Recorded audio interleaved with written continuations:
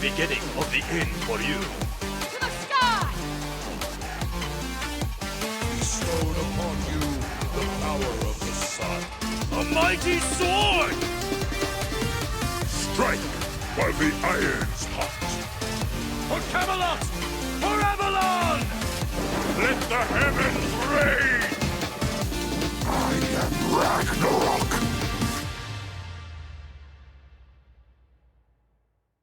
Well, happy Sunday, SMITE fans, and welcome back to Week 2, Day 3 of the SMITE Pro League. We're going to be having 3 big sets for you here today. No SCC to start this out. It's all going to be here with the SMITE Pro League. Kicking off will be the Olympus Bolts and the Atlantis Leviathans for our first set, and then we got 2 more big ones coming up immediately after that. My name is J-Mac. Joining me on the desk here for our first set of the day isn't going to be none other than Mifflin. That's me. I'm Mifflin, and I'm joining J-Mac on the desk. That is exactly what you are doing here, Mifflin. We got 3 big sets for you guys today. If you guys are unfamiliar with it, this is going to be our regular Sunday for quite some time here. Let's take a look, though, at the schedule, though, to see exactly what all we're going to be witnessing today for our SMITE Pro League. It's going to be the Bolts and the Leviathans to kick things off. Right after that, the Titans and the Valkyries. We'll have a little bit of a matchup between them, and then the Jade Dragons and the Camelot Kings to round out our day. Yeah, I'm really excited for that Jade Dragons Camelot Kings set in particular, man. Make sure you guys stick around for that one, because it's a great heat check for both of these teams. Both teams in contention for the top, but maybe have an even more exciting set before that, right? I mean, the Tartarus Titans up against the Valks. I'm excited. You know, got some amateurs in the league, essentially, some newbies, and then you got the second place contender for the World Championship. Yeah, I mean, you got the Tartarus Titans team, as you said, that was second last time around. The newcomers on the block here with the Valkyries, who have been able to at least take a game off of every team that they've been facing off against, but haven't been able to find a set win just yet. They'll sit there down at the bottom. Tartarus Titans fighting to move themselves up in the standings, currently tied with the Olympus Bolts at 1-1 for that 5th seed. And it's the Leviathans, once again, now sitting at the top of the standings. Yeah, I think the Leviathans are probably going to sit comfortably up there for a little while.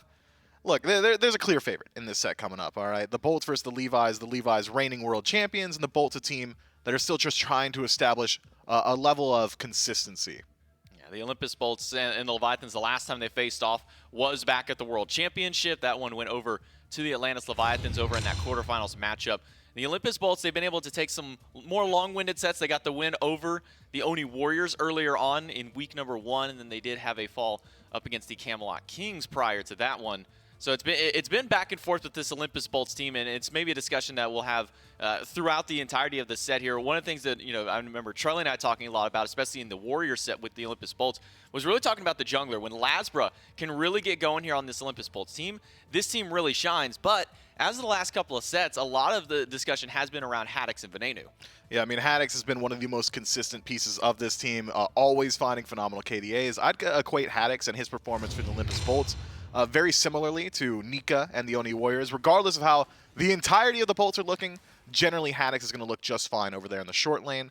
Ven as well, when they are succeeding, Ven generally succeeding mightily. But you're right to say that I think Lasbra, in particular, a player that you really need to keep your eyes on, because he is the heat check. If Lasbra's having a good day, the Bolts are having a good day holistically. It's just, how often are those good days happening?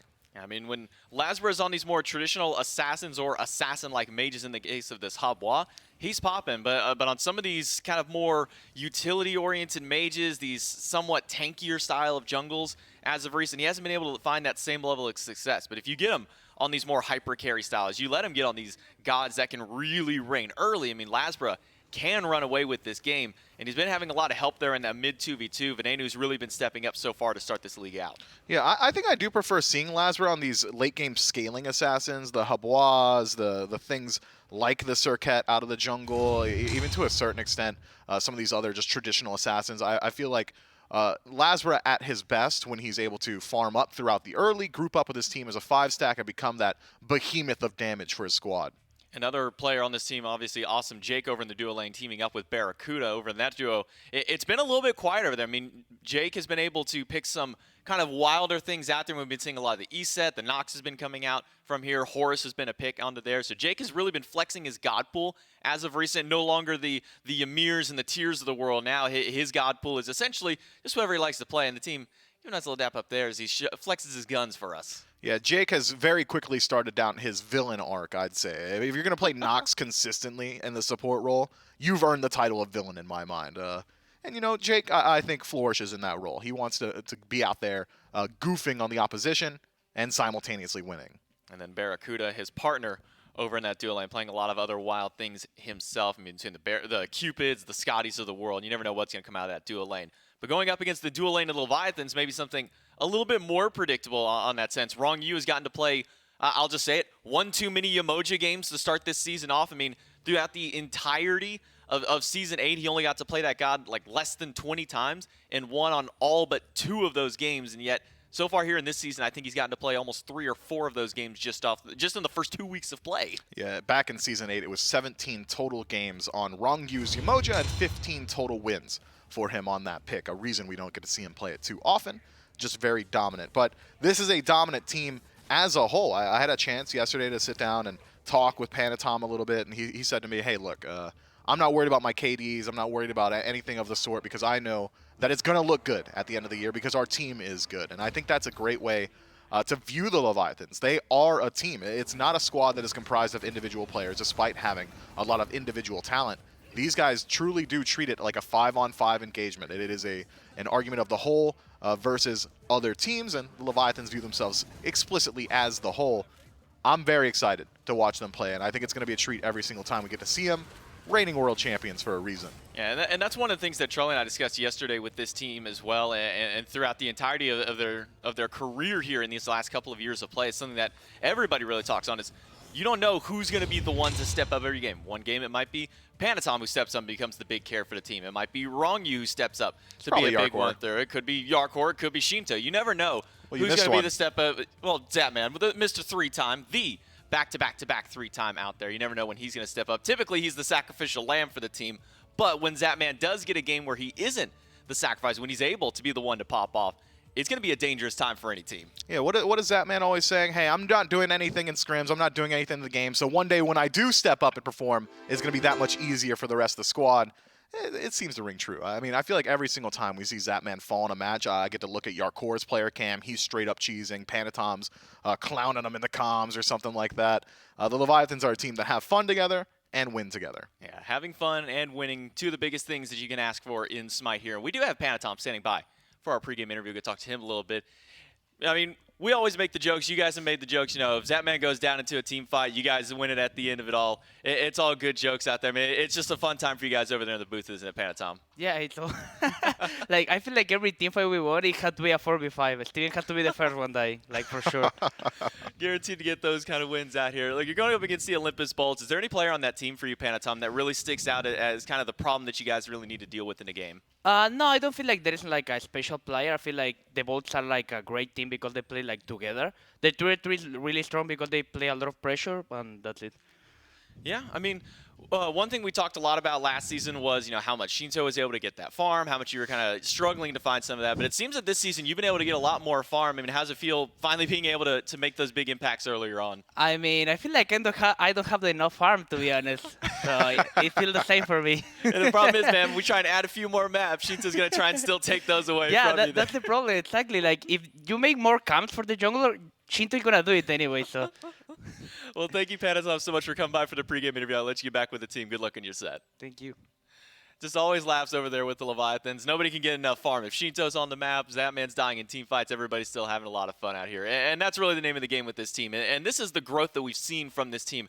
Coming from the SCC a few years back on the Sanguine roster, then jumping into the SPL, still having their struggles kind of in their first year of play, now becoming world champions. I mean, this is a team that has been growing together over the course of a few years, Myth. Exponential growth from this squad. I mean, remember back when there was Sanguine in the SPL and the conversation was, do these guys belong here? Are they ever going to find wins? When will they find their footing? Are they going to be able to line up against even the middle of the pack of the league? And now, here in Season 9, well, the conversation is, can these guys bleed? Are they ever going to lose? Sure, they've lost once. When's the next loss going to come? Who can do it consistently? We're not sure. Even in their most recent matchup against the Tartarus Titans, a rematch from Worlds Finals, 5 total games played, 5 total wins for the Atlantis Leviathans. This is a squad that you should be very afraid of. Yeah, I mean, you said a team that was, struggling. Can they beat the middle of the pack? Now the question is, can the middle of the pack even beat this team out here? for the Atlantis Leviathans. Them up against the Bolts, though, is definitely a seasoned matchup. These guys have been playing against each other so many times through nearly every playoff over in Season 8. These teams were facing off so much, obviously, throughout the season, those round-robin matchups. So these two teams have a lot of history against each other specifically, and it really wasn't until the end of last year, until that Phase 3, that the Leviathans were able to find pivotal wins up against the Bolts. Yeah, not only is it a storied matchup between these two squads, but maybe the most storied individual player matchup between Barracuda and Zapman. These two have been playing against each other since Season 0, since the weekly SMITE tournaments. And, well, back in the way back when, Zapman was a little bit more dominant than Barracuda, has like a really strong 3-year run. Now Zapman finds himself back on top yet again. I love it. Every single time I get to watch these guys play, it is just such a curious case study on how two players have developed their mentality throughout going on a decade of SMITE play. When you think of Barracuda, barring, the Scotty gameplay, I think of a more withdrawn, slower style, waiting for his opportunity to start rotating towards these team fights or playing around objectives. And then when I think of Zapman, I think of walking into a tower and dying at level 2. So it's a very different methodology between these guys. It really is a tale of the different sides of the coin here between these ones. Picks and bans, though. Atlantis Leviathans versus the Olympus Bolts in our first game of the day here on Sunday, day 3 of the SPL. First ban out is going to be the Zeus. Absolutely no surprise. Venenu last week got to play this god, I think, 2 games in a row and got like a total of 14 kills and maybe only 1 death between those. Not shocked at all the Leviathans to take that one away. No, it's just a consistent pick as well. Zeus is just got a lot of damage right now. Some of the builds really favor him. He's versatile. We've seen that he can really leverage that double penetration style of build, or recently from Paul, we realized that the Book of the Dead is not completely out of the meta just yet, so you can play that more survivable style of Zeus as well. So the Leviathans take it off the table in that first pick selection, or first ban rather, and the Olympus Bolt's going to have to look a little bit deeper into their god pool. That said, Ven has got a very diverse god selection. He can play just about anything in that mage tab, and even a couple of the hunters. So if the Leviathan's goal is to limit Ven, yeah, you've limited him from Zeus, but that's about it so far. Yeah, so quite a bit out there. One thing that we were preaching about the last time the Leviathans played that needs to be banned away from this team is this Umoja, and that one does get taken away. So Wrong You will, thankfully, maybe for our sanity and maybe for the sanity of some of the Bolts players, not go on to one of his signature picks. And then Kleena will be the second one there by the Bolts, a god who's been thriving, to say the very least, over in that solo lane and in the jungle. Yeah, surprised to see Camazotz as the last ban selection from the Leviathans. The Levi's in the past have been a squad that are very willing to first pick that Camazotz. No truly bad matchups in lane for him. Has flex potential into the jungle as well. Both Panatom and Yarkor very capable of playing that pick, but instead decide to ban it out themselves. And I was curious to see what that first pick selection would be. A lot of very meta viable selections still available. Not Umoja, the frontline assassins, Erlong Shen still out there. Even potentially some of these more meta mage selections, Thoth, Agni, even the Zhong Kui to a certain extent. When you're talking about Ven, maybe you want to use that first pick to limit him. Instead, it is the Artio. And everything I just said about Camazotz, barring the flex potential in the jungle, is true of Artio as well. She's got great laning phase, the phenomenal ability to start rotating out and make her impact in that mid 3v3 that Panatom brings up as a strong point for the Bolts. Medusa was another one I thought was in contention for a first pick, taken now by the Bolts. But I gotta say, Artio in a first spot, you're not mad about it. No, you can't be too upset, especially when you give it to Yarkor, who basically brought this god back into the meta at the tail end of Season 8. Medusa and Daji, the pickup for the Bolts. Medusa, I'm pretty sure we could find the stat to back this up. The most common second pick god so far whenever it comes out to these Pro League matchups. And then Daji, an assassin that we've been seeing a lot of as of recent. So I was actually kind of wondering if the Artio did get picked up, which jungler would the Bolts go with? Would it be this Erlong? Would it be this Daji? Instead, it'll be the Daji for the Bolts. And Erlong Shen and Hell over for the Leviathans. So the Hell is almost a direct answer to the Daji. You're able to use that cleanse to immune the Powwow. We've seen the Leviathans make great use of it in a couple of these team fights, or a couple of stumbles as well. So it's going to be a little bit high execution for some of these lacking CC immunity gods already selected for the Leviathans. Artio and Erlong Shen going to rely heavily, lean heavily on this Hell to give them that CC immunity. And, well, now with Cerberus locked in for the Bolts, those beads that you are likely going to pick up on the Leviathans will be under threat consistently. 2 major AoE multi-target CC gods already available and locked in for the Olympus Bolts. But the Erlong Shen is a pick that I talked about as potential first pick selection for the Leviathans, because we know Panatom loves going towards this early, aggressive style of jungle. When I think of Panatom right now, Gilgamesh and Erlong are at the top of my mind. Fits his playstyle very, very well, but it is a feast or famine pick, and up against what the Bolts have got, seems like it's going to be pressure against pressure. Yeah, it's going to be now a question, does this Erlong Shen have to rush beads immediately because of just how much CC is already going against, or do you get the blinks that way you can be very aggressive out here? As the bans come through, Atlas and Nox are going to be the two bans on the side of the Olympus Bolts. A couple shots at Wrong You there specifically on those two picks. And now the Leviathans with their first ban of being the Morrigan, that being a direct shot at Venenu. We'll have to put Venenu still a little bit further in the God pool. Throw that E-set in there as well. A shot at Awesome Jig, and even could be towards Venenu. We have been seeing that E-set flex herself over towards the mid lane a little bit more often as of recent. But there's still a lot of big picks that those two players can go to here on the Bolts. That's just a really intelligent banning phase, specifically from the Leviathans. The Olympus Bolts wanted that E-set. Once you ban out the Nox, that is one of the best counter matchups in the duo lane up against E-set support. So the Leviathans identifying that and realizing that E-set would legitimately fit very well into this Bolts composition, decide to ban that one out. And you can see now it's legitimately stalled out the Olympus Bolts. They're still trying to figure out what they want to do with this next pick selection. We could see now Cerberus might be limited. We could see it go into the support role for Awesome Jake. I think that is a little bit unlikely, but still certainly some potential there with all the support bans already in the first 10 of this game. I don't know, man. The Leviathans have done a very good job limiting what the Olympus Bolts were trying to do with this draft. Lightning bolt. Could potentially see, we wait on the support pick for the Olympus Bolts. We know that Jake's got a couple more picks in his back pocket. The Ymir, namely, would have a decent matchup into Hell, Erlong, and Artio. But Ymir in Season 9 has been inadvertently nerfed by Phantom Shell. Yeah, it is going to be Merlin by the Bolts. And there's one thing I was going to wonder, do they just save their support pick for last now since they aren't able to get that E-set? And indeed the Bolts will. They'll take a holistic look at the drafts to see exactly what they want to go up against. But it's going to be a Bacchus now over in the dual lane for the Leviathans, a pick that's really been rising up in the ranks for a lot of players. It took a little while before the SPL had finally put their hands on this god, but now we are seeing him a lot more frequently, deal with some pretty nice early CC out there.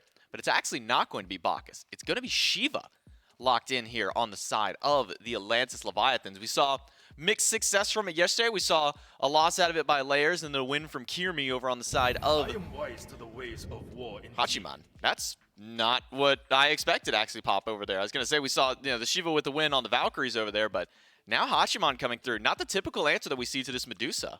No, I was expecting if you are prioritizing safety in the long lane and Heimdall is still available, and you know that Zatman is very capable of playing that pick, I would have expected the Leviathans to take that for themselves instead. Hachiman, going to bring a little bit of AoE presence to some of these team fights, going to help you out a fair deal around these objective burns that Heavenly Banner, giving your entire team a stim around those team fights. But this Shiva lock-in has got me curious, because legitimately Artio, Erlong Shen, and Shiva are essentially interchangeable in just about every single role, except probably won't see Artio in the jungle. So with only data on Shiva in the jungle, we could see it head over to support. I've sung its praises. That ultimate can almost act as just a pre-nerf meditation for your team or as a great chase down tool.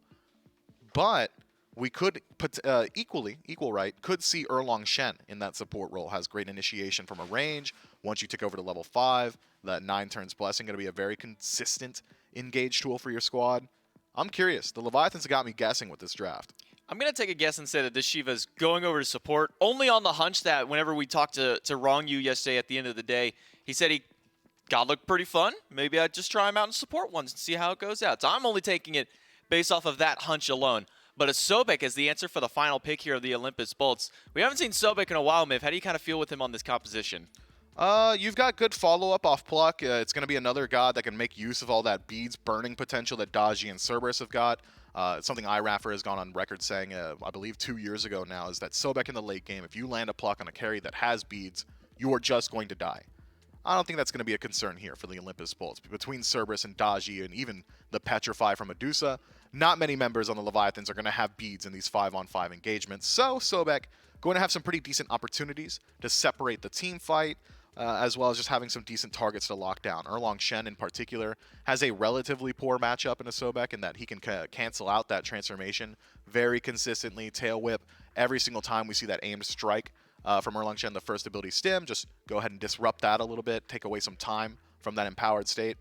I'm fine with Sobek. I think he's a very strong pick, and it's one we've seen from Jake in the past.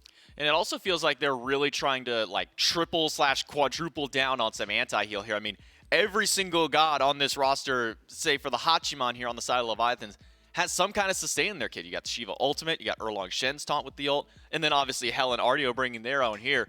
So I'm going to imagine just about every single anti-heal item in the game is probably going to need to be bought here, Mifflin. Yeah, maybe. But, you know, there was a conversation I had with Neilma recently, and he had told me, look, Ankh is really good. It's great for anti-heal. It makes you do a little bit more damage once they do take some of that healing as well.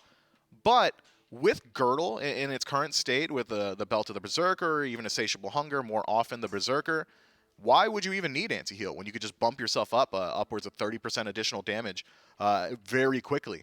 Don't need to worry about healing if they die immediately. So I'm curious to see whether or not the bolts do go towards that relic. Otherwise, Brawler's Beatstick, Contagion, Pestilence, all that, Divine Ruin, that's just going to happen. Anti-heal's going to be necessary against this Leviathans comp. Can the Bolts find a win in Game 1, or will it be the Levi's? Let's throw it over to Dave and Trelly for Game 1. It's Sunday morning, and the SPL is back with quite a matchup to start off our triple-header day of SMITE Pro League action. Atlantis Leviathans versus the Olympus Bolts. Dolson, Trelly, and Rosie bringing you the action for Games 1 and 2, potentially Game 3. And Trelly, I don't think a Game 3 could be out of the question here. Both of these two teams in history have shown us a lot of competitive sets.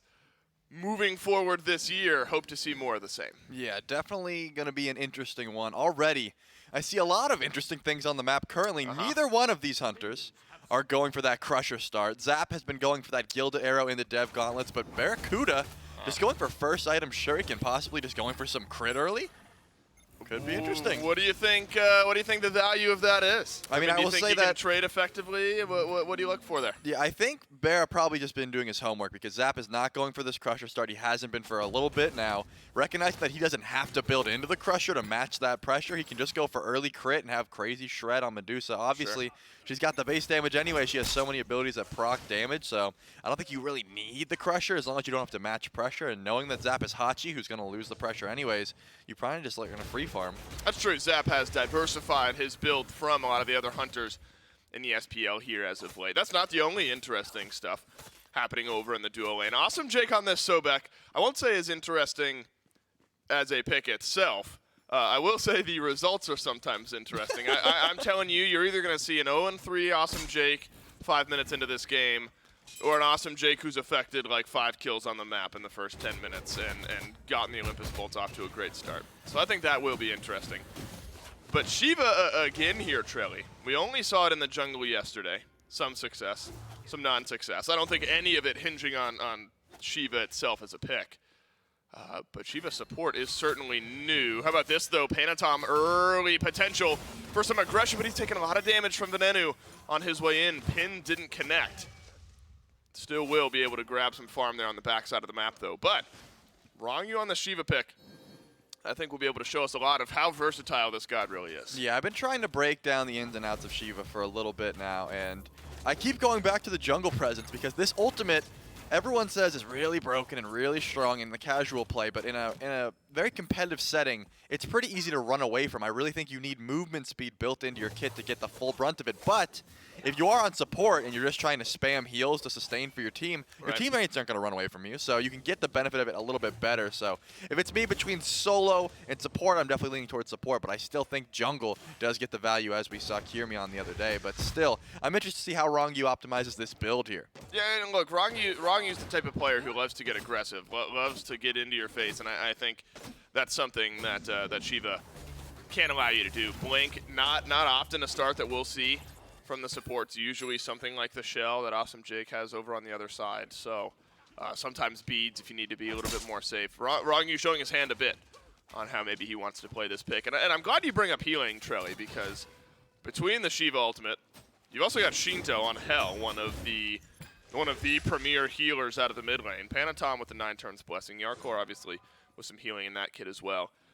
Anti-heal for the Olympus Bolts, I think it's going to be so important as these builds go on. Yeah, I mean, it seems like they drafted accordingly, right? They have the Cerberus anti-heal built into the kit. They have the Medusa anti-heal built into the kit. They have the Sobek anti-heal built into the kit. They're trying to shut this down as quickly as possible just with the characters they've chosen, not even talking about the builds. You can see Venenu not going for that tier 1 pen, not going Right. for that Divine Ruin. He's going for what seems to be a Chronos pendant, could be a Rod Tahuti as well, but still, not going for the Divine Ruin is the interesting part. Uh-oh, Lasbra's over here on left. Wrongyu's been plucked into the back. Lasbra in, and down goes Wrongyu. The Olympus Bolts see an opening for aggression, and they take it. And the Shiva support goes down first. Lasbra has a 1-level lead, has that ultimate over Panatom, who does not have the 9 turns blessing yet, but didn't need it, so Palau remains on the map. And Lasbra, no stranger to early ganks, but Lasbra stuck around here. Panatom does have beads, so this could be an opportunity to burn some off for Lasbra. Panatom scurrying away as best as he can. Up he goes, Zapman galloping away. And Lasbra hits the chains, hits the damage. It's not Panatom who dies, it's Zapman, and a 2-kill swing for the Bolts on left. Yeah, Miff on the desk talks about this Erlang pick a lot. He calls it feast or famine, and the reason being is if you're not getting aggressive early, if you're not getting these early ganks, you're not really getting the benefit of this Erlang Shen. Looking at Panatom's build, not opting to go for that Mannequin Scepter, which really only has that use early, going for that Eye of the Jungle, so more of a late game strat.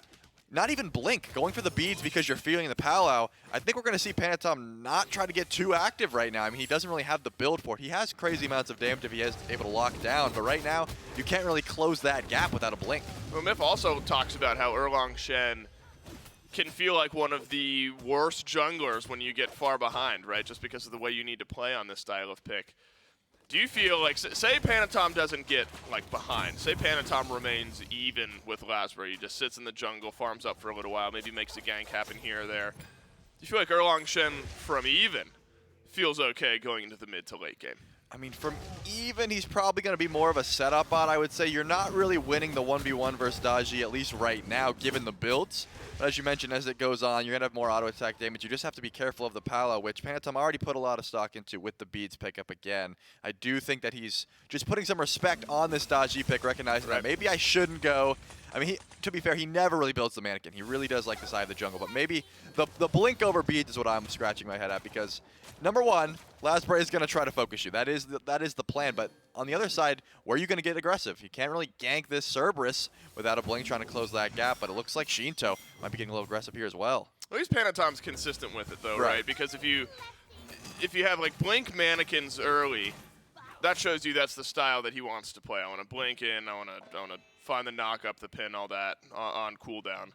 So he's gone for neither blink nor mannequin. So you know, at least it's consistent between choices between starter item and relic choices. So how Panatom will continue to play this early to mid game remains to be seen. Zapman gets his ult forced out by Awesome Jake. Stone Cutting Sword though maybe allows for some duel potential here for Panatom down the stretch.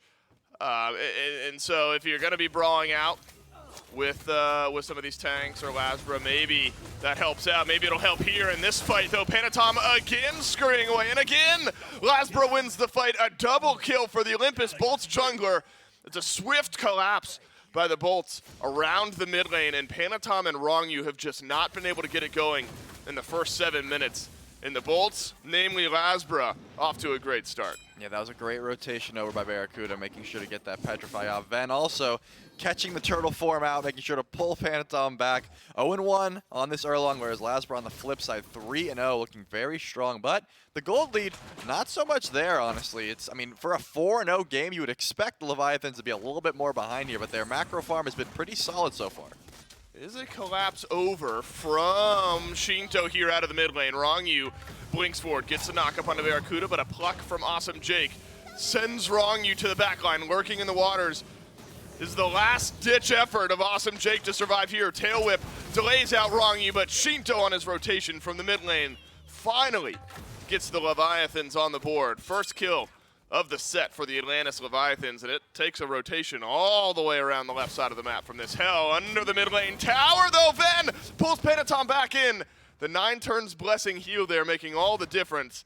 And Venenu will live with a sliver of HP. Yeah, did have to use the beads here, but Lasbra might have a kill opportunity on Zap. Has to hit the Palau shots, and he's got him. He's got him. How about Wrongyu, though? Wrongyu will dash out, and Zapman off to an 0-2 start here. And so on one side, you got Barracuda, who's doing so well, and the rest of the team looking good, at least at the onset of this game here for the rest of the Olympus Bolts. Barracuda going to allow us to take a bit of a breather here. 1-0-3 for the duo lane of the Olympus Bolts. And Lasbra, the big winner of the early game here, I think, Oh, yeah. Trelly. If you look at what's been working so well for the Olympus Bolts, feels like this Daji has just done no wrong. Everywhere on the map that Lasbra's going is turning into kills. Yeah, it really seems like Lasbra recognized that Erlang Shen, if we are going to let this pick through, I have to get active early. I Right. can't let this Erlang Shen run the map. I can't let him set up ganks. And he said, I'm just going to do what I do best right now, go in consistently, getting all the last hits as well. Very important right now, and not giving any of his teammates this gold. It's all hoarding him to himself. So this Daji is going to be a menace on the map, and I will say for Shinto, who is 1-0 at the moment on this Hell, it's very difficult for Hell to get away from a Daji, especially from ahead right now. Lasbra's going to have a lot of damage output on that mid lane specifically. How concerned are you later on? And I'm just thinking about this now. Of course, Hell with the healing, so important. We've already seen some anti-heal prioritized. Lasbra goes Brawler's Beat Stick early, Shadow Steel Shuriken for Barracuda with literally the first item in that Hunter build. The Hell Cleanse, how concerning is that? If you're looking later on in the game, team fight presence specifically for Lasbra, Palau goes up. How worried are you about Hell Cleanse and disrupting a lot of what the Bolts are trying to do in their team fights? Yeah, I would say the Hell Cleanse is something that you have to try and play around if you are a Daji. You're not trying to just lead the fight with a Palau. You're sort of saying, hey, I'm going to go in, I'm going to engage, and if you're not in your light stance consistently, you're not ready for it. So I think on one hand, Shinto has to always be ready for that Palau, saying, don't worry guys, I have the cleanse, but it's a different mindset. You have to always be ready for it. So I think Lasbra, good enough player to say we're going to play around this cleanse. Yeah, it's certainly a possibility, but maybe something that won't necessarily catch Shinto or Lasbra off guard. Earlier on, we were looking at the net worth charts, and I think it was pretty telling. Lasbra near the top at 401 has been able to maintain a high level of farm and kill pressure.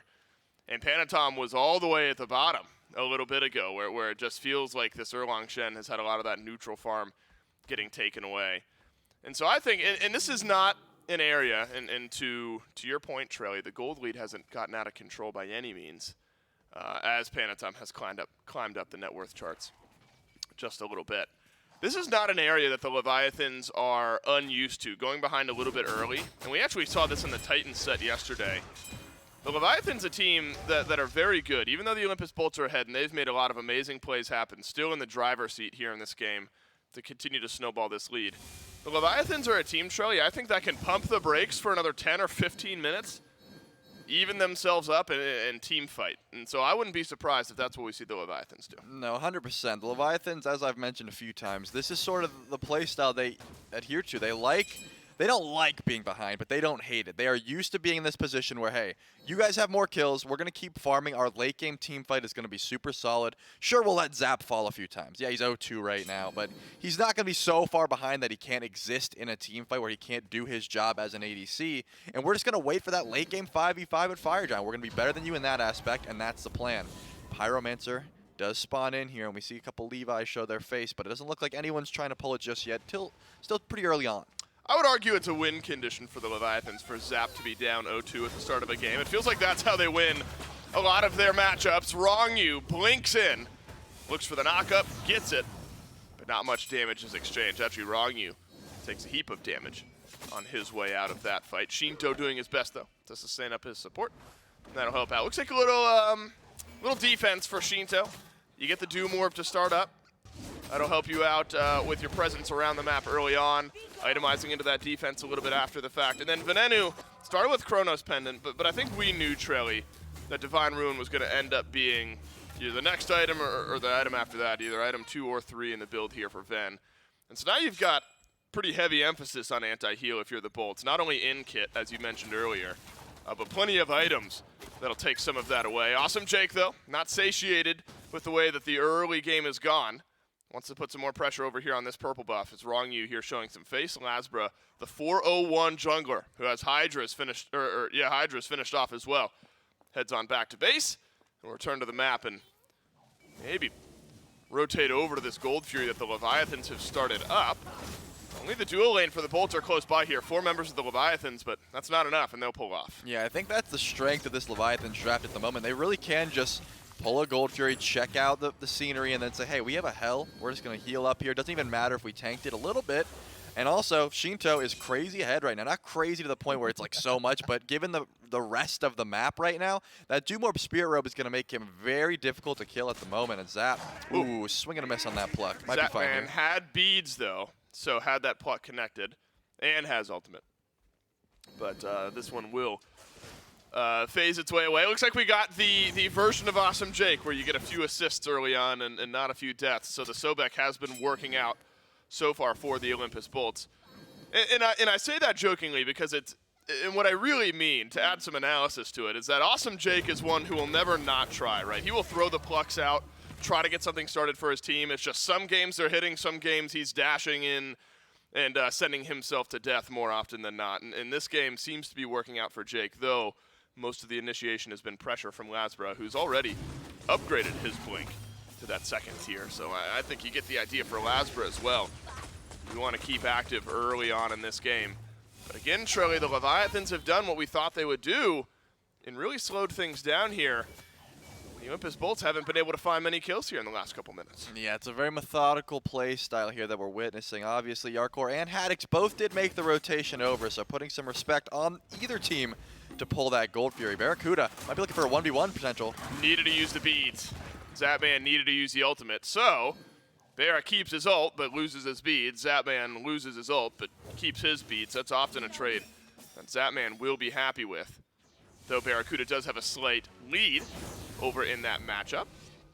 Wrong you needed, maybe didn't need, but appreciates the cleanse from Shinto, just in case Jake went in for a pluck. But over on right, finally some action happening in the solo lane. Haddix used the Stygian Torment. Lasbra in. Can the 401 jungler make something happen? Panatom being gunned down by the Taji, and there's not enough damage into the Cerberus as Haddix found his first kill of the game. Now Yarkor left alone as well. There are no beads on this RDO, and the Palau will pull. Lasbra's on a rampage, 5-0. That's a beautiful 2v2 fight by the Bolts, just recognizing that number one, as you mentioned, no beads on Yarkor. If this fight goes a little bit sour and we just stall it out, we are going to be able to pull them back in with this Palau and say, you're fighting when we want, not when you want. On the flip side, Panatom still isn't doing that much damage. Has the kin size and the stone cutting sword, but just not enough to really shred through this tanky Cerberus, especially underneath the tower there. So great rotation. 2 kills now. You get 1 on Haddix, 1 on Lasbra. I would not be surprised if the pressure on this left side of the map starts going, and Haddix does upgrade that teleport now, so anytime he wants, he can rotate over this Gold Fury and start adding some extra pressure. Yeah, think about this Gold Fury next for the Olympus Bolts as Lasbra continues his tear. Panatom just a little bit too far behind right now. I think to duel out with Lasbra, a couple levels behind, feels like the 1 level lead for Haddix now is a comfortable spot. Unsure exactly how it happened, but while we were fighting on the right side of the map, Zapman ended up burning the beads over on left, so maybe Jake finds a pluck that hit home, because the Pyromancer gets pulled by the Leviathans, ends up getting reset here. Are you surprised, though, Trelly? I mean, again, the gold lead is far from out of control here for the Bolts, but still feels like this map is under their control. Do you feel like they're strong enough to have forced a fight either around the Pyro, around the Gold Fury, or do you think the pace of this game is something you're comfortable with? It seems like right now the Levi's are confident with their fighting potential, but they really don't want to force anything because Panatom, again, the way that he's itemizing right now seems like he wants that Magi's Cloak. He doesn't want to deal with trying to beat every time he wants to go in. He doesn't have his beads available at the moment. Anytime Lasbra's Palau is up, you either have to say, I can't engage when I want to, or I have to make sure I'm always ready to just be pulled back in, which is something you don't want to be as a jungler. You want to be going in when you want to, not when the other jungler wants to. On the flip side, do you think the Bolts are strong enough now to say, all right, we know the Leviathans love to slow these games down. We know that this is a composition that can hurt us a little bit later on in the game. Do you think the Bolts are in a position where they can say, let's just group around the Gold Fury and we're strong enough to make a fight happen? I would say so. You have crazy amounts of shred now. Barracuda finishing his 2nd crit item. Looking at Ven, he's got Rod of Tahuti already, level 17. He's actually up in XP on Shinto, which was not the case a little bit ago. So it's hard to do. And now the Levi's are going to pull this Gold Fury here. It's the Leviathans who are pulling and shredding the Gold Fury. Awesome Jake is going to be the only one in range, and he won't be there. And so the Leviathans smell just a small opening and send 4 over to the Gold Fury. This is how the Leviathans get back into games where they're heavily down in the kill department. They make split-second objective calls that swing the gold just a little bit further back in their favor. So if you're the Bolts, your aggression has paid off, and you're going to get this Pyromancer unless the Core makes something crazy happen. He won't even make an attempt. The fact that the gold is even here, despite the Olympus Bolts being up 7-1 in kills, I think it's got to be a win for the Leviathans. Still a win for the Bolts. You're still ahead in experience. You're still feeling comfortable with the map state, and you've given yourself a real good chance at a win. But I think that the fact that the Leviathans have stabilized and kept this gold even, despite being 6 down in kills, is very impressive. Yeah, they seem to be confident with that late game team fight, but the way I see it right now, yeah, Shinto is going to get stronger as the game goes on.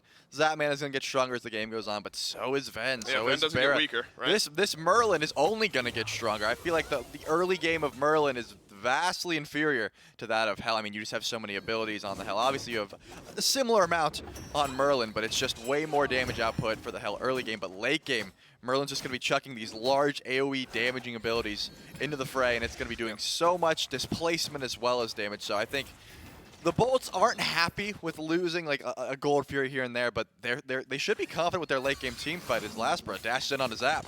Yeah, Lasbra not satisfied with being 5-0-2. Forces the ultimate out of Zapman, but again, Zap holds on to the beads. 4 sets of beads for the Leviathans.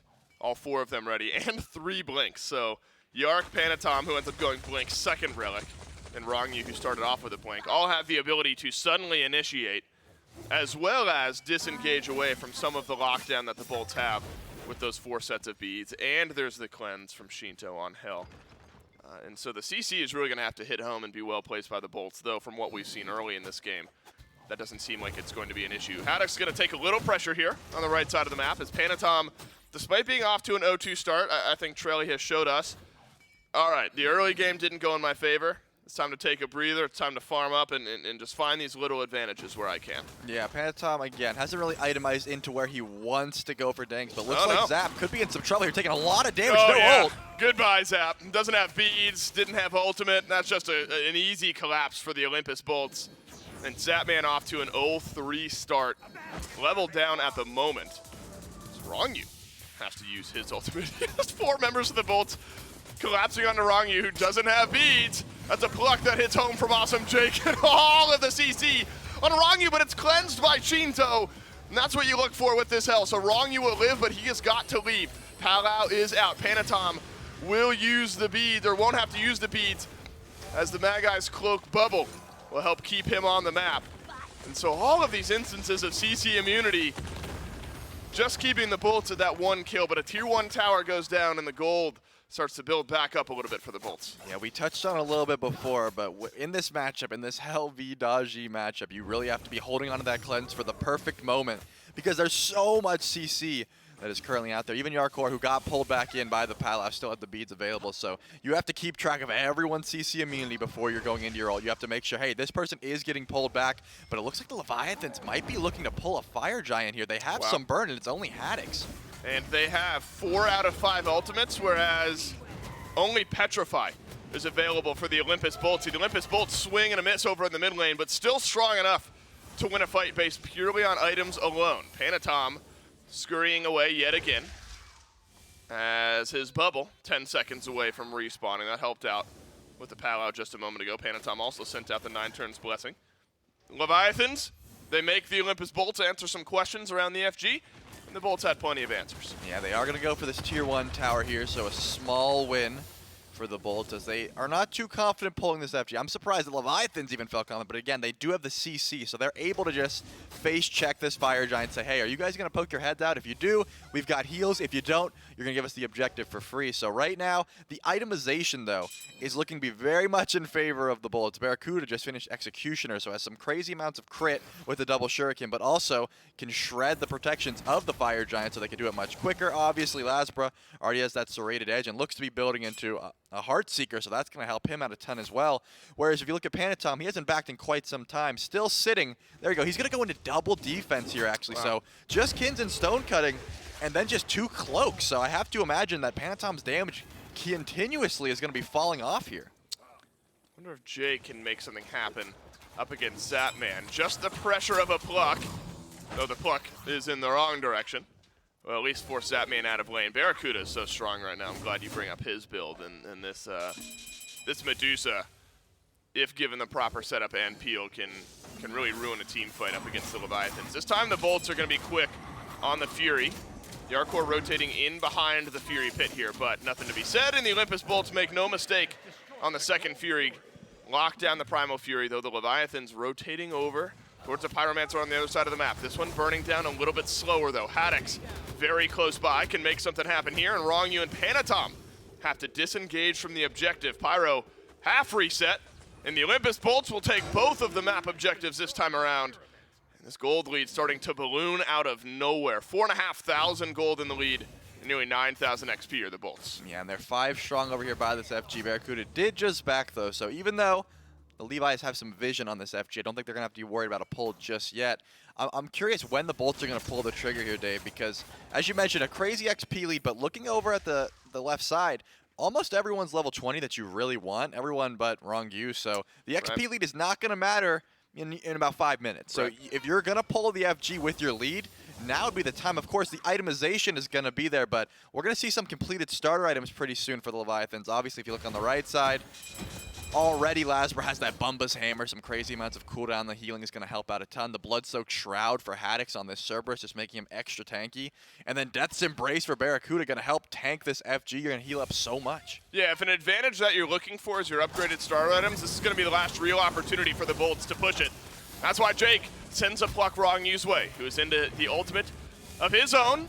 Working in the water, slows down the disengage on the other side, but the Leviathans walk out just fine. Jake's ult for Wrong-U's ult. Both supports send theirs out. Is that enough of an advantage for the Bolts to pull the FG? Seems to be so. There's not really too much steal potential here, so the fight is going to have to continue. Yeah, and the Olympus Bolts are able to drop the FG down to half HP, but they drop the FG entirely, looking for the team fight instead. Sigine Torment goes out. Chain number 1 is good on a Yarkor, and the RDO is pulled right back into the Olympus Bolts. A long-range stun from Haddix strikes true onto the backline. Petrify flies as well, and Barracuda's on a killing spree. Shinto sent into the backline of the Olympus Bolts as Panatom desperately dueling out with the Bolts, but he will come up empty-handed. Barracuda, a triple out of nowhere. And now the Fire Giant under the eye of the Bolts. Yeah, there's no way the Leviathans can show face on this FG anymore. Barracuda, 5-0. Lasbra, 5-0. Both looking very solid in this late-game team fight portion of the game. They get the FG, and it looks like they are just going to run down right side, trying to get a tier 2 here. But I think Lasbra's going to go for the 1v1 on Zap. Zap has beads, does not have ultimate. Oh my god, that is a chunk of damage I don't think Zapman thought was happening. Nearly turns it around. And Lasbra comes up big. Zapman ends up falling. Would have been nice to be able to strip one of those Fire Giant buffs away. That's actually a pretty big stagger death now, Trelly. 45 seconds on Zapman. 45 seconds without your ADC. And the Olympus Bolts get a free right side Phoenix. Yeah, now you just have to back up and spend all that gold at this point. As you mentioned, still 3 dead.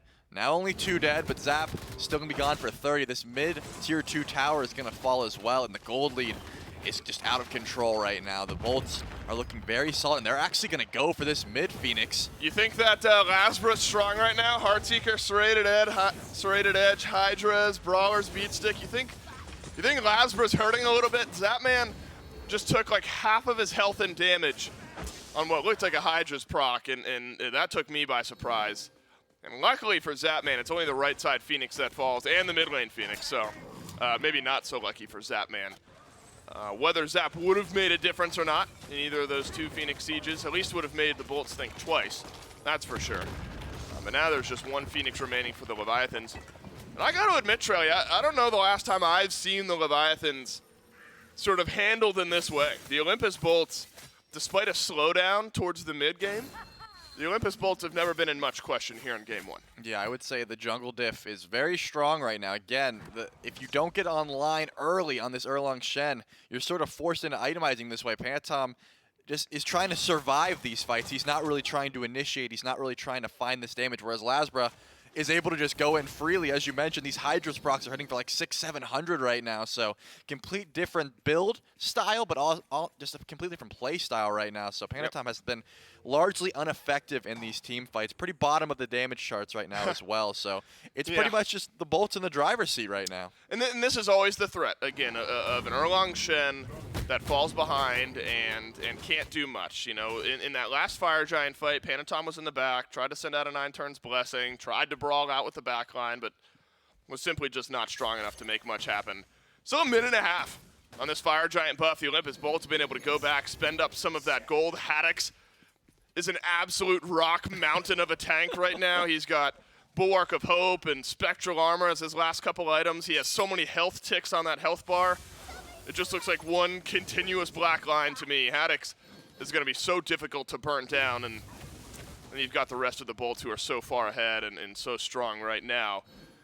You figure it's just on the Bolts to find their initiation and go into game 2, 1 game up. Yeah, I love what the Bolts are doing here. They're not pushing up too far because they recognize there's 2 Phoenixes down right now. The fire waves are pushing up, but there's no reason for them to give any sort of engage until someone has to go defend those fire waves. Now they're going to step up because the waves are pushing. Yeah, the waves are crashing in at the same time. Here comes Haddix. And Jake close by as the left side Phoenix begins to be sieged. Wrong you in and out of his dash, and all right, there's no fight there. The Phoenix just gets burnt down immediately. Leviathans maintain all of their relics, all of their ultimates, and Lasbra has been engaged upon, but he's able to jump up into the Palau. Wrong you uses his ultimate as well. No pulls on the chains from Laz, but Yarkor left alone with Jake and Barracuda, who is swinging out damage. But everyone from the Leviathan's able to survive. Yeah, all 3 Phoenixes down here, but they will be respawning in a little bit on the FG right side. gone. The FG buff has gone away here, so now it looks like the Bolts might be trying to end here. Wow, they could go in for an end. Wrongu doesn't have ultimate, but neither does Jake.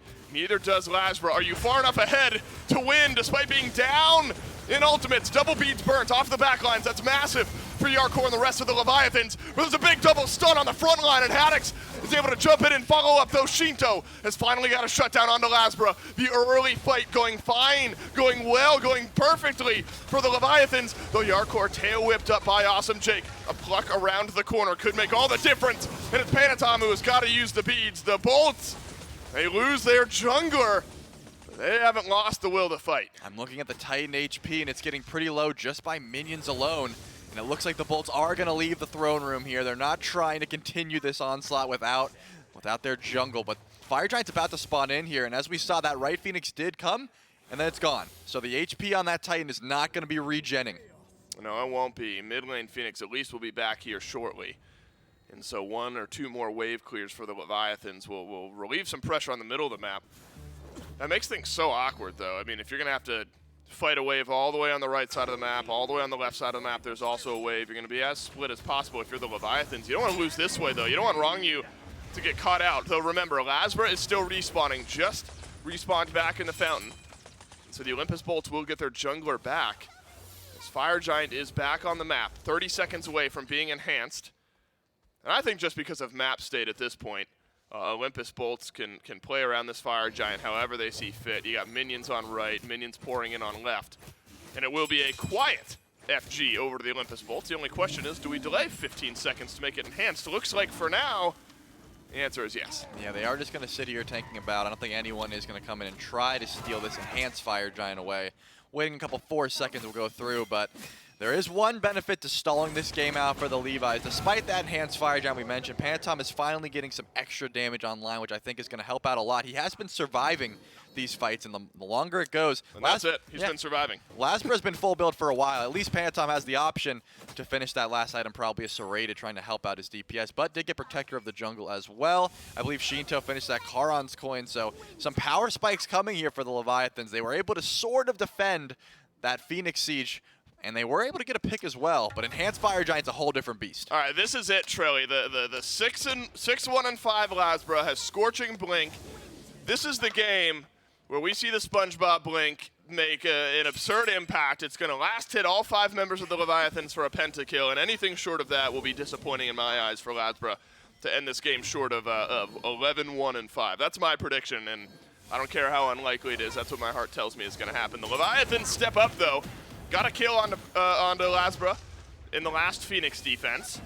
We're able to keep themselves in this game, though. Look at this. Wrongu with the double pull in on the back line. He is being burnt through, though. As the rest of the Bolts backpedal their way back into the mid lane. The carries are melting, but half HP is as low as they will get. 0 HP is where the Leviathans are headed. Lasbra back around the wall as Zapman desperately searching for a single kill in this game. but it won't arrive. The Olympus Bolts walk into the Titan room, and they'll take game one. He didn't even use the SpongeBob blink, Dave. He didn't need Unlucky. to, because the kills were there, the damage was there, and 2 Phoenixes down. It's very difficult to try and defend that. The Olympus Bolts looking very dominant in game 1 of this set. Wow, Haddix brushes his hands off after game number 1. I said it during the cast, and the rest of the game ended up along the same trend. I'll say it again here in the post game. I haven't seen the Leviathans like dismantled like that in a very long time. This was a fierce-looking Olympus Bolts in game number 1. Yeah, it's rare that we see the Bolts come out swinging like this. We knew that they had the talent. We knew that they had the option to do this, but it's rare that they execute. And I think, for my money, it's the fact that Lazar was on an Assassin and he was able to get active early. Put him on these Kabrakans, these Guardians, and he sort of falters a bit in the early game. This time, anything but. Yeah, it looked so comfortable for Lasber here in game 1. Think of where it all started, the left side pressure early. You get first blood, you stick around for a minute, you get another kill, and the snowball began. Leviathans pumped the brakes, but the Olympus Bolts able to beat the brakes off the Leviathans. Game number 1 over to the Bolts. Game number 2 coming up next.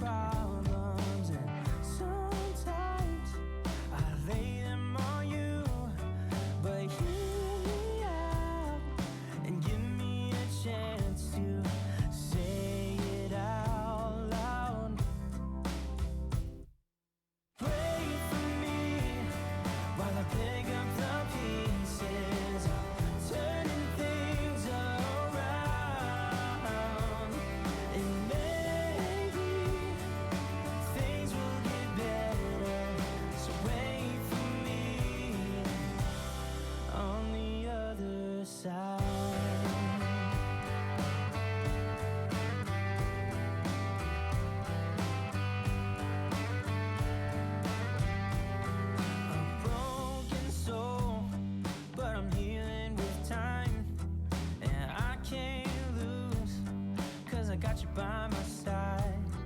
A million reasons for me to see clear, and you're in the middle, so I feel no fear.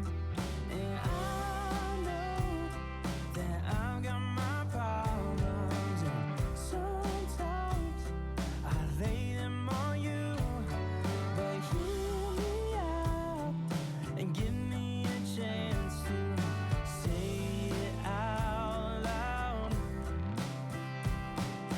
Wait for me while I pick up the pieces, turning things around,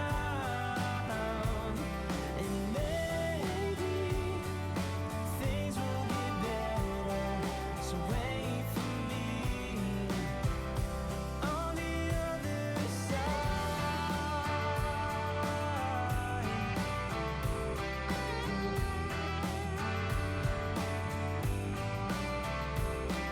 Wait for me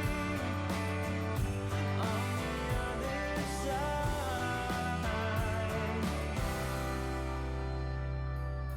You give me hope with everything that you do. I make so much progress when I'm here with you. You hold all the pieces, all of me in your hands.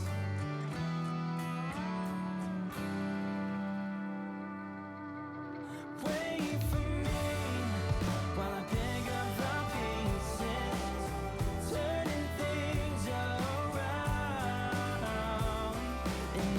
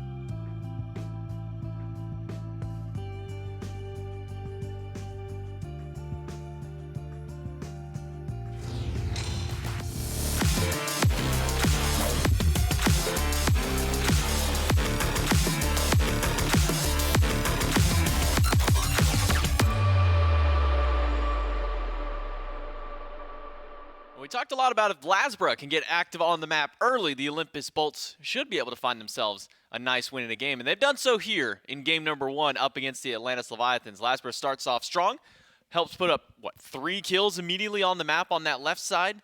The Leviathans falter here in game number 1. A big win here by the Olympus Bolts off the back of Lasbra. Chimek Mifflin here joined me off that one. I mean, Lasbra very early on, even ending that game with, 7+ kills to his name. Strong performance out of him and the rest of the Bolts here in game 1. Yeah, Dave says systematically destroyed. I think that's a great way to word it because the Olympus Bolts from the offset were in the lead. But I think this game was a little bit deceptively close. Around that 15-minute mark, sure, it might have been like 12-1, 12-0, something like that across the top, but it still was at most 2, maybe 3,000 gold separating these two teams. In the macro play, the Leviathans were largely able to relegate some of those gaps or mitigate them, rather.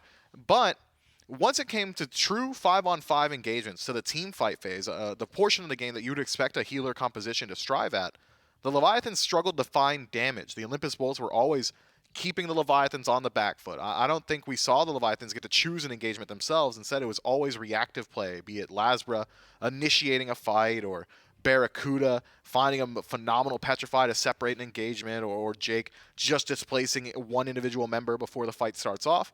Always the Olympus Bolts had the proactive play. It was always them choosing where these engagements happen, and in doing so, the Leviathans weren't able to leverage all that healing. They weren't able to establish defensive positioning and drag out a team fight and use their sustain to win a war of attrition. Instead, it was always the Olympus Bolts being the proactive member on the map, and, well, we saw what happened when that's the case. Despite not being able to get a massive gold lead, thanks to great macro play from the Leviathans, when it came to the fight, it was always the Bolts. Barracuda pulling off a triple kill right at that Fire Giant team fight to then lead his team on to grabbing that Fire Giant there. Zatman never really got a chance to get active on the map himself. He attempted to once up against Lasbra and almost got a kill there to try and turn things around and take one of those Fire Giant buffs off, but was unable to do so. 7-1 for Lasbra, 6-0 for Barracuda, and another kill across the board for each of the other members here of the Olympus Bolts. A strong performance up against the Leviathans. Even though the macro was good out of the Leviathans, as you said, and as we saw in some of those highlights as we were hitting 18, 19 minutes in, gold was only a couple thousand there, but sometimes kind of talking about, how healing is supposed to be the big thing with this team, lacking a bit of that damage. Sometimes that's what happens when you have these Hells and these Erlong Shins, especially Erlong Shins who get behind, is there's not a whole lot of damage. There's not a whole lot of follow-up, and especially with a Shiva who's known for a lot more of the CC when you throw him into one of these more frontline style of roles. Yeah, I mean, the Olympus Bolts just put out more damage than what the Leviathans could heal back. Yeah, the Leviathans were not matching up that damage very well. I mean, 6,000 or so from the Erlong Shen out of the jungle. Not a whole lot of damage from your support. And you generally do want to have some damage come from a support like Shiva, but incapable of doing so in this game. I'm not sure how the Leviathans were supposed to really find kills in these late game fights unless they were able to establish a lead early on, which is why they selected Erlong Shen for himself, or for themselves rather. But Erlong Shen, feast or famine, well, he famined this time around. The game number 2, picks and bans between Leviathans and the Bolts. We saw Erlong Shen was the priority from the Leviathans as their jungler last time around. We'll see if they'll go with that same thought process here in game number 2. It'll be Zeus and Camazotz once again out of the Leviathans. The Olympus Bolts will continue their clean at Yamoja bans. And in game number 1, we saw Artio was the number 1 pick here out of Leviathans. That was what they had heavily prioritized over some of these other top mages or top junglers here. But with the Dodgy banned away, it'll have to be a slightly new look out of the Bolts here in game 2. Yeah, I think Lazarus got some things left in the tank. I wouldn't be surprised we see him go a little bit more so towards like a CC-heavy jungler, something like the Hun bots. It fits a very similar role to the Dodgy. You lose a little bit of that 1v1 potential, but you do still maintain that same team fight presence. Gilgamesh was another option, but banned out now by the Bolts, realizing that Leviathans very likely would have taken that first pick overall for themselves. There are different versions of the Bolts that we know they're capable of. We saw a very structured, objective, transition-style draft from the Bolts in Game 1. They're also very capable of going to these team fight-style compositions as well. I mean, I think of Ven's Zhongqi and its ability to get involved early on, especially against a pick like AMC, which is likely slated for mid, but we're not willing to make that bet just yet.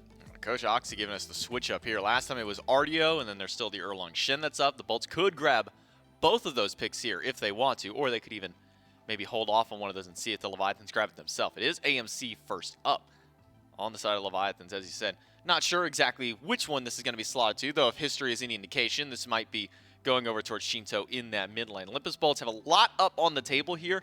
Bastet, namely, still one of those assassins we've been seeing a lot less of as of this week specifically. I mean, last week she was one of the top picks to be picking up in these spots early on. Medusa still available, namely, if you want to grab a Hunter, don't want to give maybe the double Hunter over to the Leviathans either. It could be. Medusa, I think, probably pretty high up there on the priority, but generally when the Leviathans go for a double Hunter composition, they like to go one magical, one physical. It would be, for Zapman, generally the soul pick, something that comes to mind. So we could see the Olympus Bolts hold out on their Hunter selection and instead go a little bit elsewhere in the draft. I doubt we see the Leviathans. It's not impossible, but I doubt we see them take the Medusa. Now it'll be Cthulhu and Chiron. Maybe not so expected here out of the Olympus Bolts, though Venenu in the mid lane really likes to run this Hunter over there. We've also seen performances out of Barracuda on this Chiron. So similar to this AMC, a little bit of ambiguity as to where exactly that one is going to line out. That does still leave the RDO open, though, if the Leviathans wish to go back towards that god and get another strong pick there for Yarkor. Still also the option of Erlong Shen if Panatom wants to go with that route yet again. And it will be Erlong Shen, at least out of those two here, for the Leviathans in their second slot. Yeah, Erlong Shen with AMC in mid, presumably, will have some very nice gank potential. Up against the Chiron, which is potentially going towards mid. We've seen Ven play that pick a couple of times so far this year. Maybe a little bit less so after level 5, thanks to that death immunity in the Centaurus stance. But, I mean, knock up in the turtle form into a stinger, into what we've seen as the hi-rez build from AMC, so you auto-cancel it into the swarm of bees, auto-cancel again. It's a lot of burst potential for the Leviathans. And some frontline short up now, RDO and Erlong Shen, the second and third picks respectfully. I'm not upset about it, but it feels like going back towards the Erlong, considering how poor a performance it was in Game 1, a little bit risky. Maybe that also comes down to the build start that this Erlong Shen went. Typically, we see a lot more of the Mannequin Scepter as that first item out of the jungle there, but in this instance, Panatom going for that Eye of the Jungle in the first one. It's also, aptly to talk about the amount of healing that was on the Leviathans comp in the last game, so much that Barracuda actually went for a completely different start of his own on that Medusa, went for a Shadow Steel Rush right out the gate on that pickup there. So as we get to these final picks, though, before we jump into the bans, Nox very early on in the selection here out of the Olympus Bolts. Very good matchup in Erlong Shen and RDO, both very aggressive frontliners that need to get into that melee range to have their maximum efficacy, and, well, Nox with Shadow Lock or the Massive Silence should be able to limit a little bit of that aggression. Even Erlong Shen, who will more than likely be initiating the majority of his fights with that turtle form, pretty easy to cancel that out with a massive AoE silence. So I like the Nox pick. Hate that I have to say that.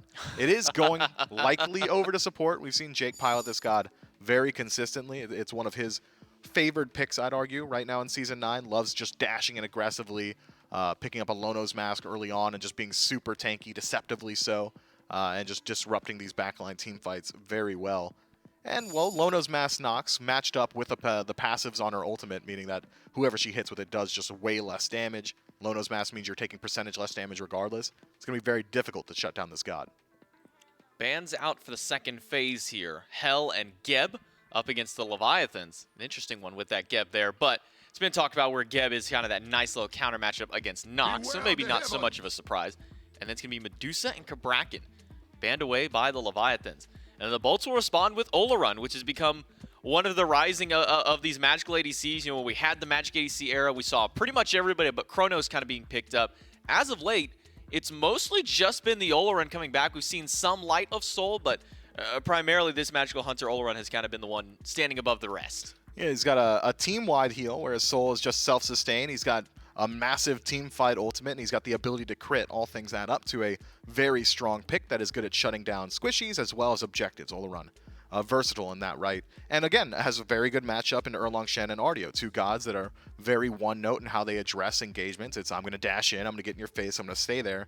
Generally don't want to be in the face of an Olorun. He could drop Sanctified Fields, dilate time all the way around him, and make it very difficult for Erlong or RDO to disengage some of these fights. And he's got decent wave pressure as well. So I think with Olorun now locked in, we can very much say that Chiron is going to go over towards mid, which is a good deal of aggression already for the Bolts in that mid 3v3. Eset as the pickup here on the side of the Leviathans. That one would be going over to the support role should this soul be locked in, and it will.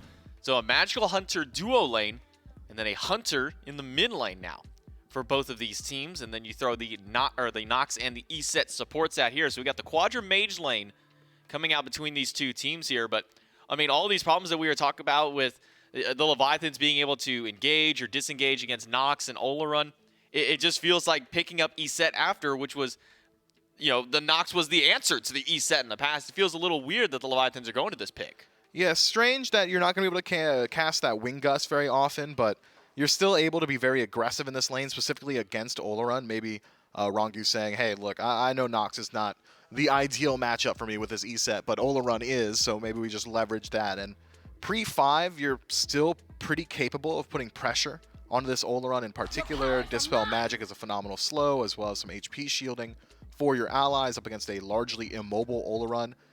Double slow lane between Soul and E-set. It could be difficult for the Bolts to get past that level 5 mark, but if they do, and Olarun's left alone afterward, I don't see much kill potential for a Soul. And then for the final pick out of the Olympus Bolts, they're going to round out the draft with a Nemesis here in the jungle for Lazarus. So going back to another Assassin, not quite the heavy control Assassin like we saw in game number 1 out of the Dodgy, since that one got banned away.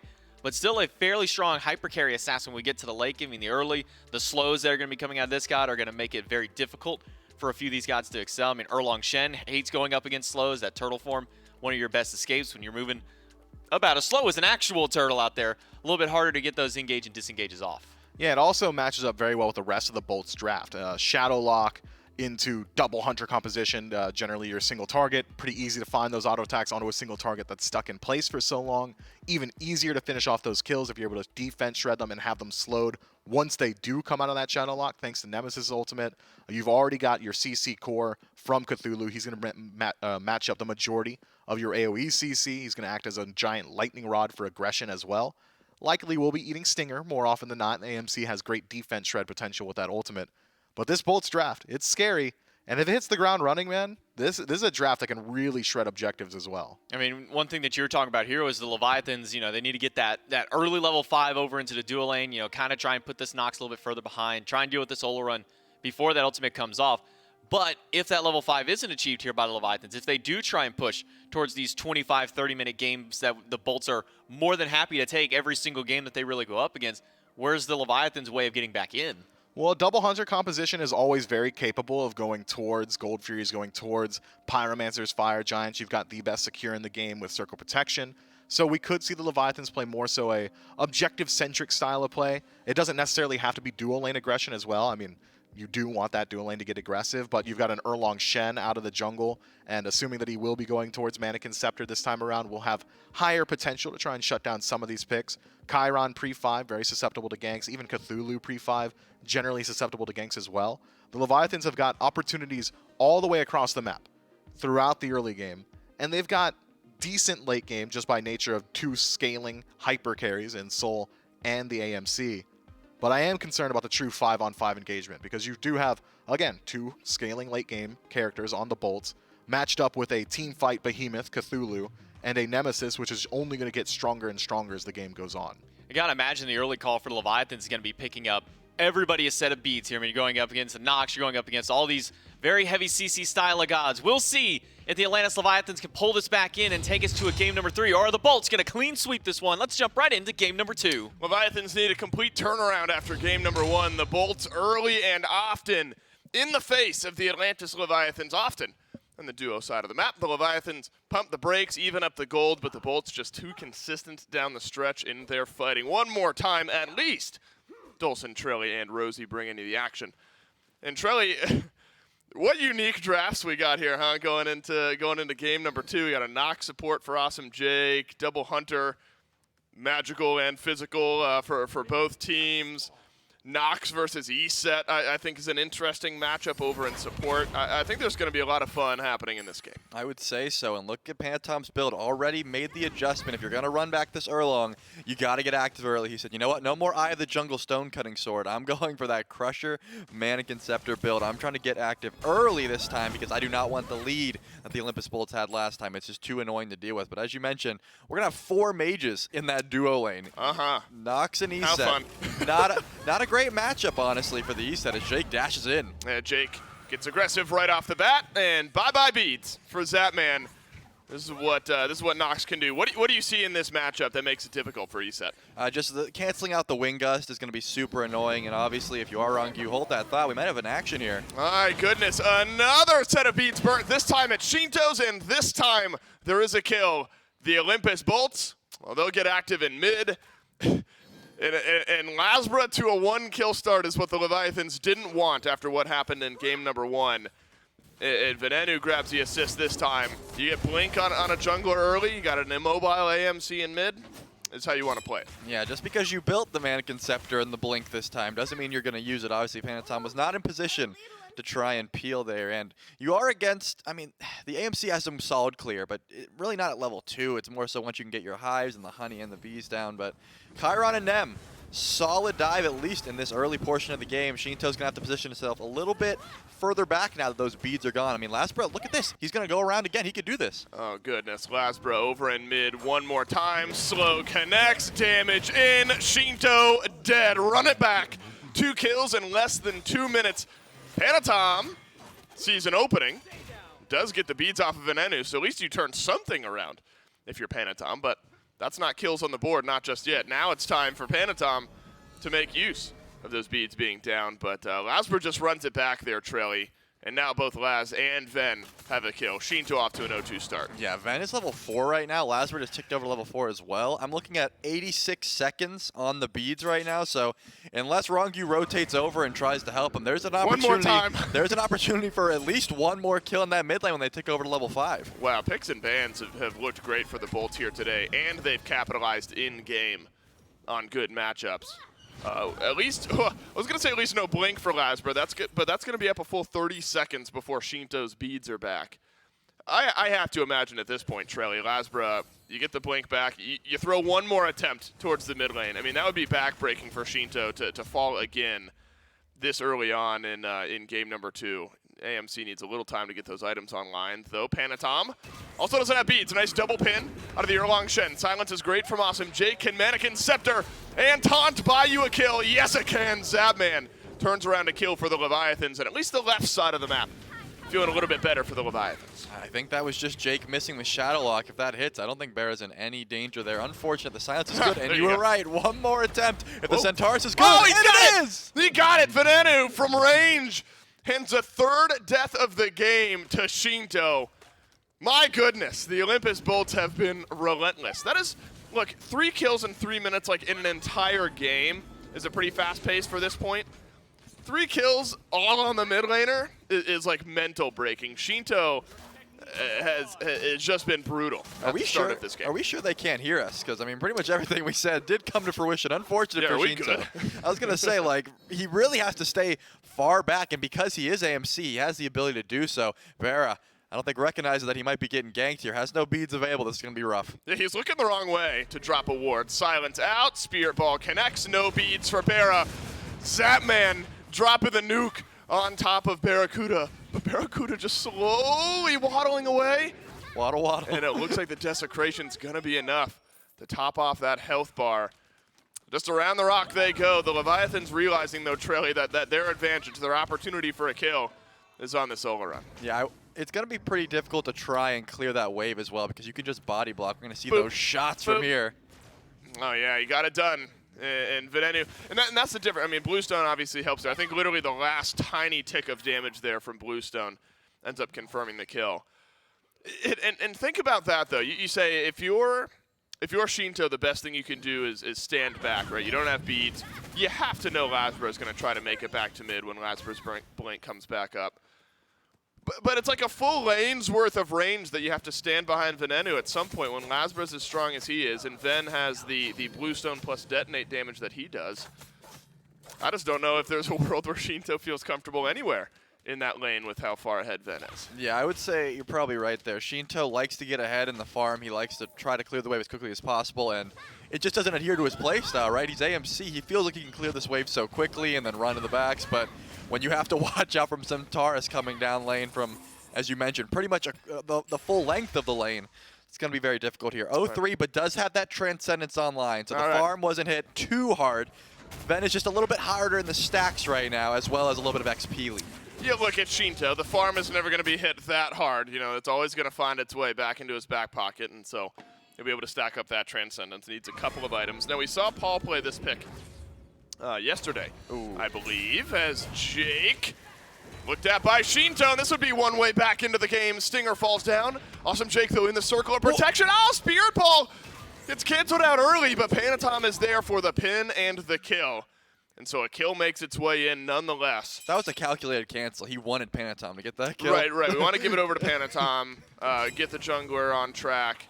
So he's keeping pace with Lasbra now as Panatom, but still Shinto needs maybe a bit of a life raft. This is a 6-minute Gold Fury without circular protection that the Leviathans have pulled, and immediately drop it when the Bolt shows some face. Yeah, at the moment, they do have a solid lead in duo, but that mid lead is still there. Ven is level 9 now, so a level 2 ultimate for this mid laner. I mean, that's going to be a very hard-hitting steal potential if you are trying to pull Gold Fury right now. And it looks like they're still sort of positioning here like they want to go for this. I'd be very surprised. Jake dashes in, hits the silence, locks Panatom in place, but Lasbra, wanting nothing more to do with it, will end up backing away. We've seen some good out of Jake despite the 0-1 start. Barracuda obviously had received some pressure from Panatom as well.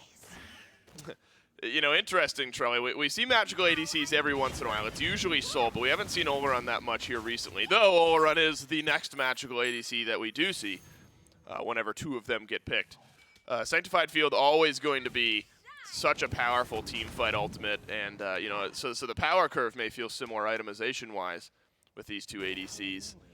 But I think how Barracuda uses this ult is really going to be transformative regardless of how the game state is. Yeah, I think the desk was right to touch on the fact that Erlong and this RDO are going to be pretty linear in their engage, right? They want to blink in and they want to be annoying, but you blink into a sanctified field, you're probably not winning that trade. So as long as Barracuda gets online and has the shred built in to sort of defend against this dive, I'm sure he'll be sitting pretty just right now, a little bit behind in the lane, as we mentioned. Zap has had a fair bit of pressure just because of, you know, wrong use setup as well, and I think Panatom did show them some presence in the early game, but now it's pretty much just sit back, get your farm, you know, make sure you're warding up and not going up too far in this lane right now. I think a smart draft here for Haddix as well. You get the Cthulhu, which often is seen as a counter to maybe Panatom right now, as Lasbra's ultimate connects on a Panatom. Venenu sends Centaurus out, and Lasbra's got the last bit of damage. This Erlong Shen has not been able to buy a moment of rest from game number 1 until now. Yes, he got a kill and an assist, so it's a better start for Panatom.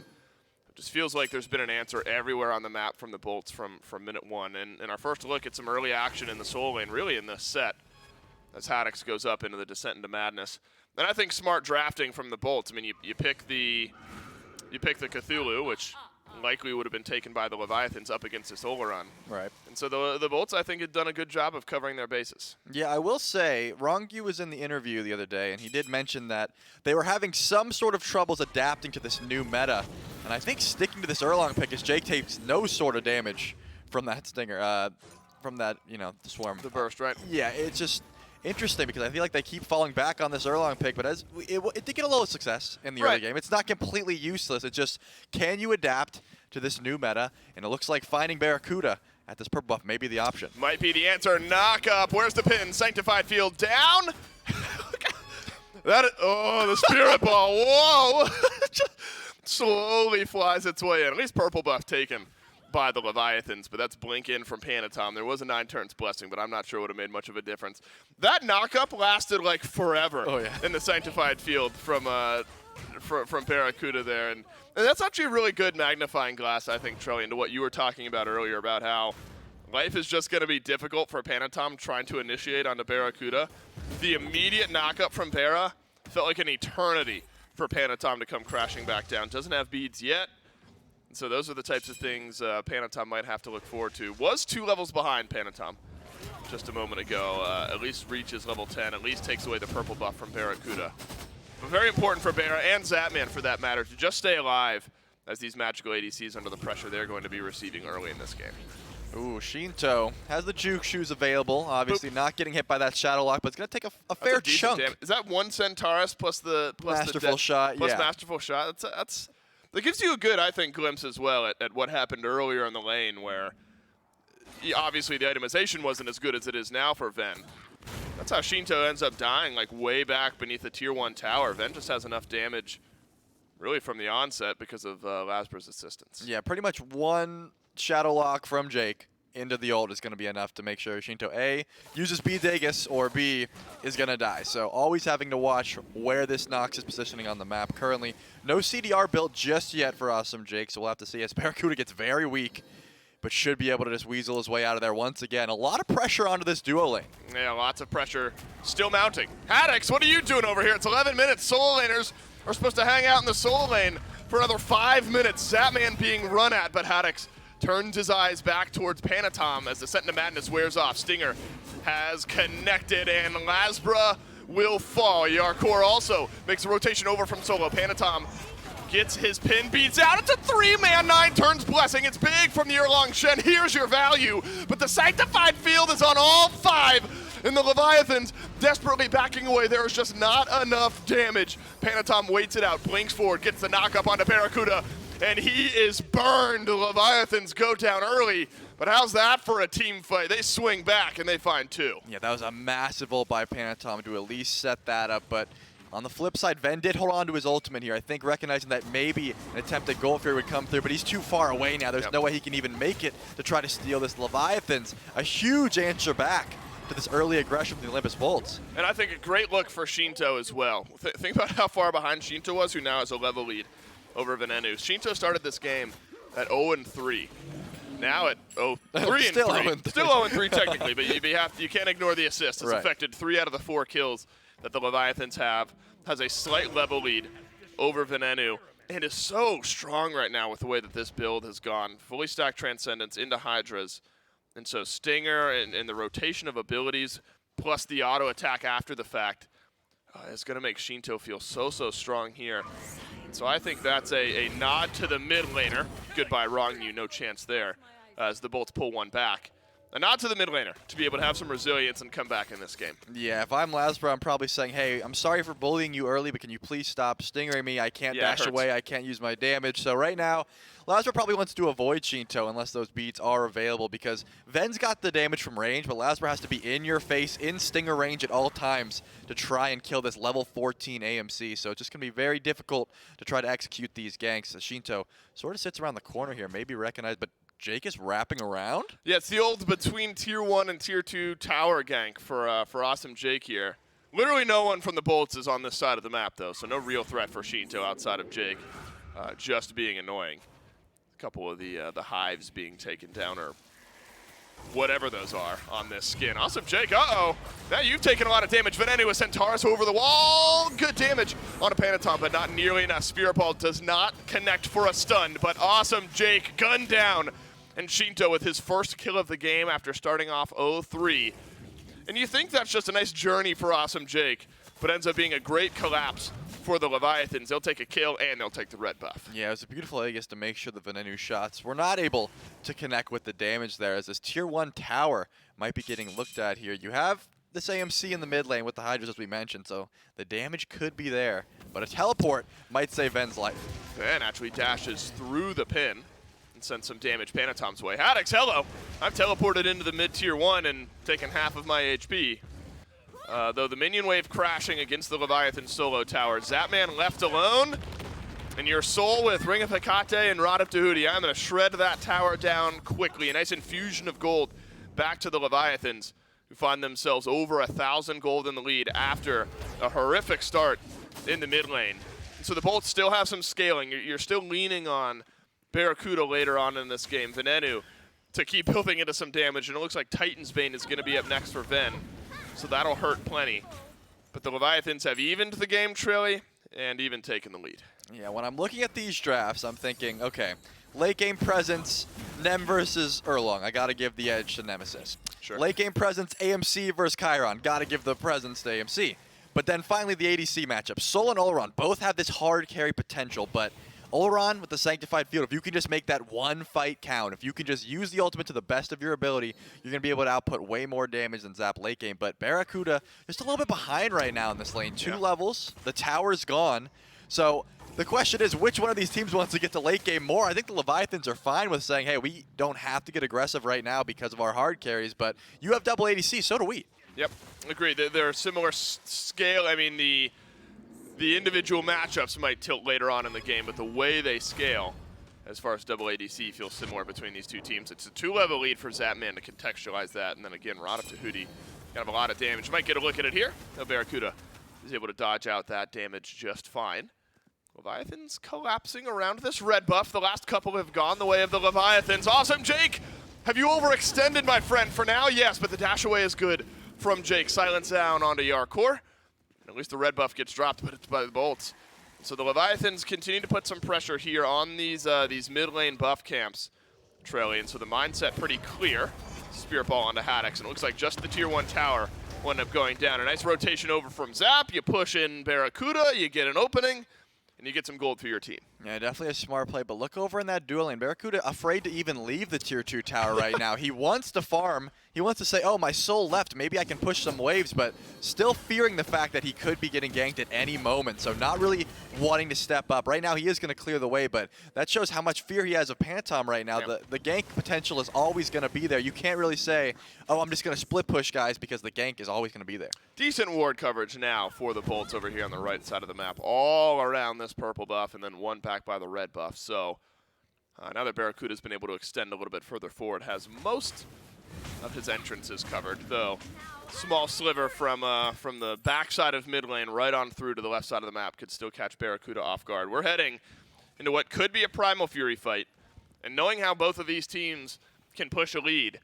a big sweeping fight one way or another may just end up ending the game 17 minutes in. Lasbra blinks forward, gets the ultimate on a Zapman, and watch that health bar shred.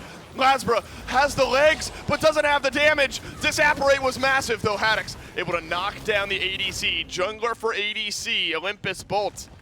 Turnaround 1 kill, but Haddix will fall out of his ultimate here at some point. Barracuda, though, big sanctified field, could be a big advantage. Yeah, Yarkor finally makes the rotation over. A little bit late to the party right now, but still, you're looking at this gold fear that is open.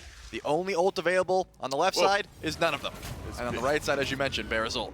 This big 4-man grouping from the Leviathans, I thought, was going to result in continued aggression. But and that's a good glimpse at how much damage Lasbra can do, but how annoying it is to stick onto Zapman. Aegis plus Disapparate just gets Zapman so far out of that fight. Ends up getting taken down. There's only so much you can do when Cthulhu's chasing you down as well. So at least the bolts are able to get that, but Lasbra has to almost overextend to try to get that kill. Leviathans will take their advantage. They've got Shinto and Yarkor. That means plenty of damage to knock down that Pyromancer. It's wrong you. Still lurking in mid here. Venenu has both Aegis and beads. And, of course, training exercise. So, able to get yourself out of some of the initial instances of CC. But the Leviathans maybe have some eyes towards this Primal Fury as 4 members of the team group up. Barracuda rotating over from duo. Can he make something happen? Not with the initial bit of damage, and the Leviathans will confirm the Fury. The bolts will have to back away. They didn't even go for the circle of protection there, putting no sort of fear about Barracuda's steal potential there. You pretty much can just body block as one, and then the 2 is just some trickle-down damage. So as long as that swarm was perfectly timed, like it was from Shinto, they're able to steal that or make sure to confirm that one, I'll say. I'm curious now, your thoughts on the way both mid lane builds have gone here, Trilly, because Ven, you know, behind an XP, but 303. The Chiron has looked good so far. He's gone Transcendence, which Shinto did as well, but then we've gone different, at least order of items. Crusher into Titan's Bane for Ven, and then Hydra's into Crusher for Shinto. If you're looking at damage expectations here, do you feel like one is going to start shredding more than the other in these fights, bursting maybe more than the other? Is it different types of damage? Where do you put both of these mid laners? Yeah, I would say it's different types of damage here. I think Ven just wants his ability to hit as hard as possible, where Shinto is recognizing that. Although he just full bot of Titan's Bane, so he's going to hurt too. Oh yeah, they're both definitely going to hurt. I just think Shinto recognizes that he is an AMC. Everyone who wants to fight him is going to be getting very close as Panatom heads towards this purple buff, and there's a big group here. Ultimate onto Panatom, and Lasbra is trying to find some value in it. Jake dashes forward, double silence on the backside. Whoa, Haddix! Out of right field, into the back of this fight. Disapparate's going to time out here, and Zapman run down by Haddix. Now to silence from Morangu, on to Awesome Jake. Pin is through from Panatom, but it's only on to 1, and watch the bolts swarm. Circular protection goes through. A nice burst of healing. 3-man stun on the backline from Yarkor, and Sanctified Field will be beads out And the Ardia will gallop away. What is all of that damage? That's all from Shinto shredding down the Olympus Bolts that has opened up Panatom to a reinitiation. Dash through from Haddix, and he has taunted the 9 turns blessing, buying some time, and Shinto has got all the damage to make those payments. Barracuda knocked up, knocked to the side. We'll have to use the Aegis, but now the Bolts reinitiate the back and forth, the tug of war. The Squid Game's going on here all around the Fury, and the Olympus Bolts come up just short of a few kills as Awesome Jake adds another, but it's Yarkor and Panatom both left alone with Lasbra and Awesome Jake. Panatom turtles back through, lockdown onto Panatom, and Lasbra adds another. Yarkor the last alive. Are you kidding me? The Bolts were able to run that one back. I really thought the re-engage from the Leviathans was so clutch there, but Lasbra just using his shield effectively, and Yarkor might not be out of What this is going just yet. on? Won't end up being a deicide. That's Lasbra his gets his second second ult. ult in the same team fight. Won't be a deicide because Zapman just respawned. That is chaos. Technically, numbers-wise, the Bolts come out ahead, but the Leviathans fight back in a big way. Oh no, Zapman doesn't have beads, does have Aegis, and I don't know if he needed to use that there. All the side steps are nice.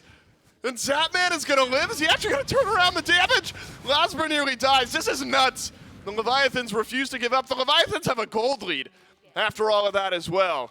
Game number 2 has descended into madness. Literally. And I think we got another few minutes to go of some action. Yeah, literally and figuratively descended into madness here. I'm just looking at the re-engage from the Leviathans again. We saw how much Shinto was able to do there, and they were still looking for the engage. That was almost a true deicide if Zap didn't have that Aegis up. So crazy outplays by both sides, but I mean, as you mentioned, the gold lead's still in the favor of the Leviathans and a pretty much net even at the moment. Was that, I'm assuming that was, I think that was Shinto's damage. It was a sanctified field out, and the Bolts were all inside of it.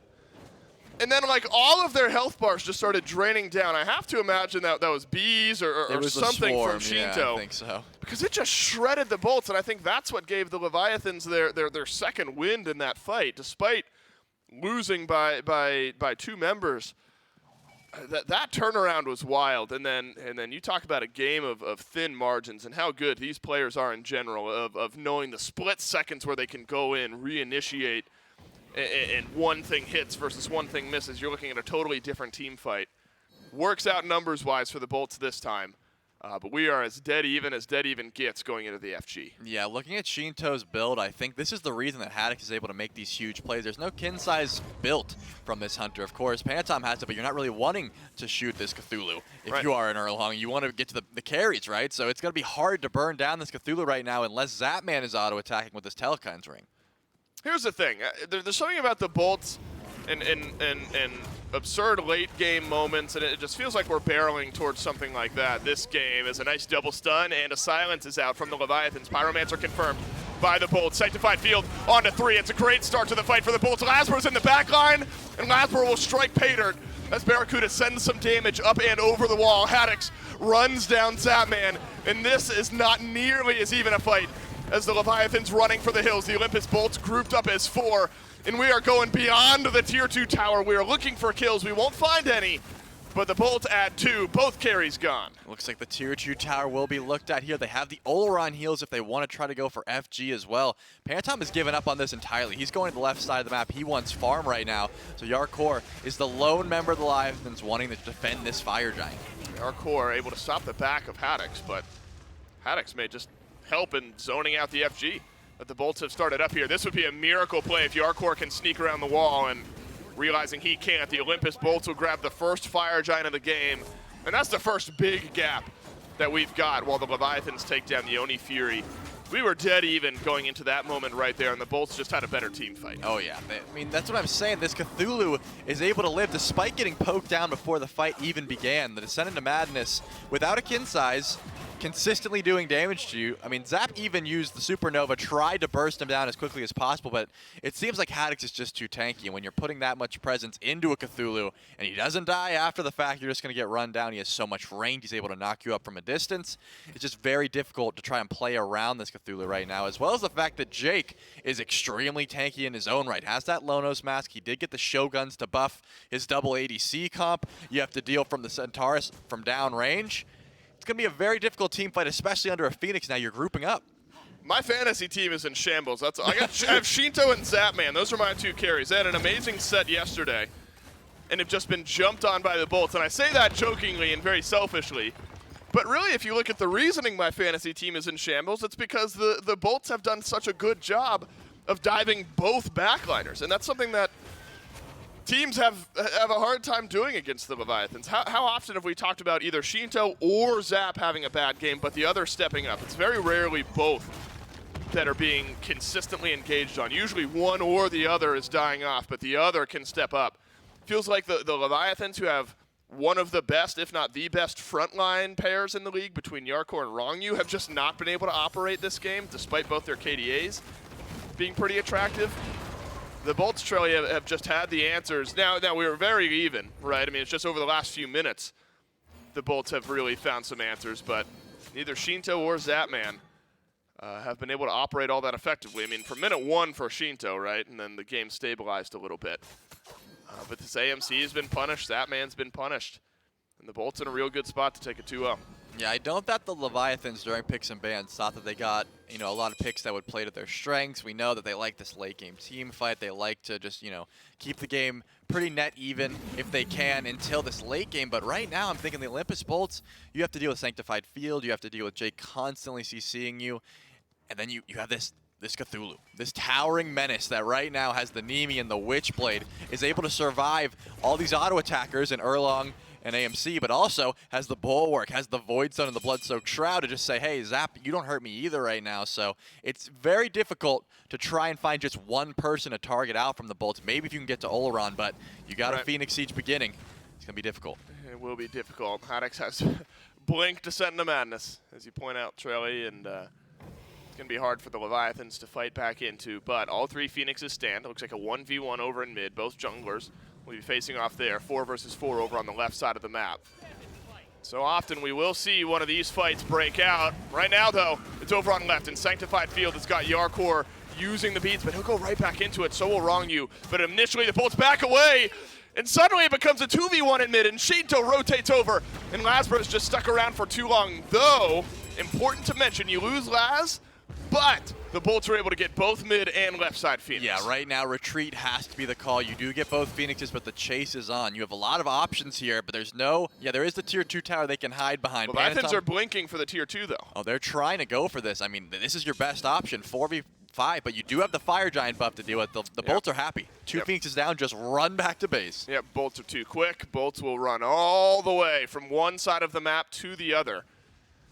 And so, I think that's a moment where Lazar realizes, like, I'm just going to sell out and try to get this Phoenix in mid. Shinto comes over. There's no chance that I'm able to win a 2v1, maybe not even a 1v1, though the 1v1 might have been feeling comfortable for Laz. At least able to get the Phoenix. And this really just blows this game wide open. Fire Giant buff falls off. It's a very effective FG buff for the Olympus Bolts. And now the Leviathans in that difficult question territory, Trelly, of we're 5k gold behind, mid lane Phoenix is down. Our team fight hasn't looked effective over the last 1 or 2, though in the mid game it looked okay. Do we bother stepping up for this Fire Giant, or do we think that our Phoenix defense is going to win the day? You're going to be 1 minute away from an enhanced Fire Giant when it spawns. And an enhanced Fire Giant is even scarier to think about. Yeah, I mean, looking at that fight and looking at the end where they were chasing, you might think the Leviathans just, won the team fight and wanted to chase it down. But I really think Lasber recognized that, hey, as long as I get this Phoenix, even if we die, we have time until Fire Giant spawns. It's still going to be a 5v5.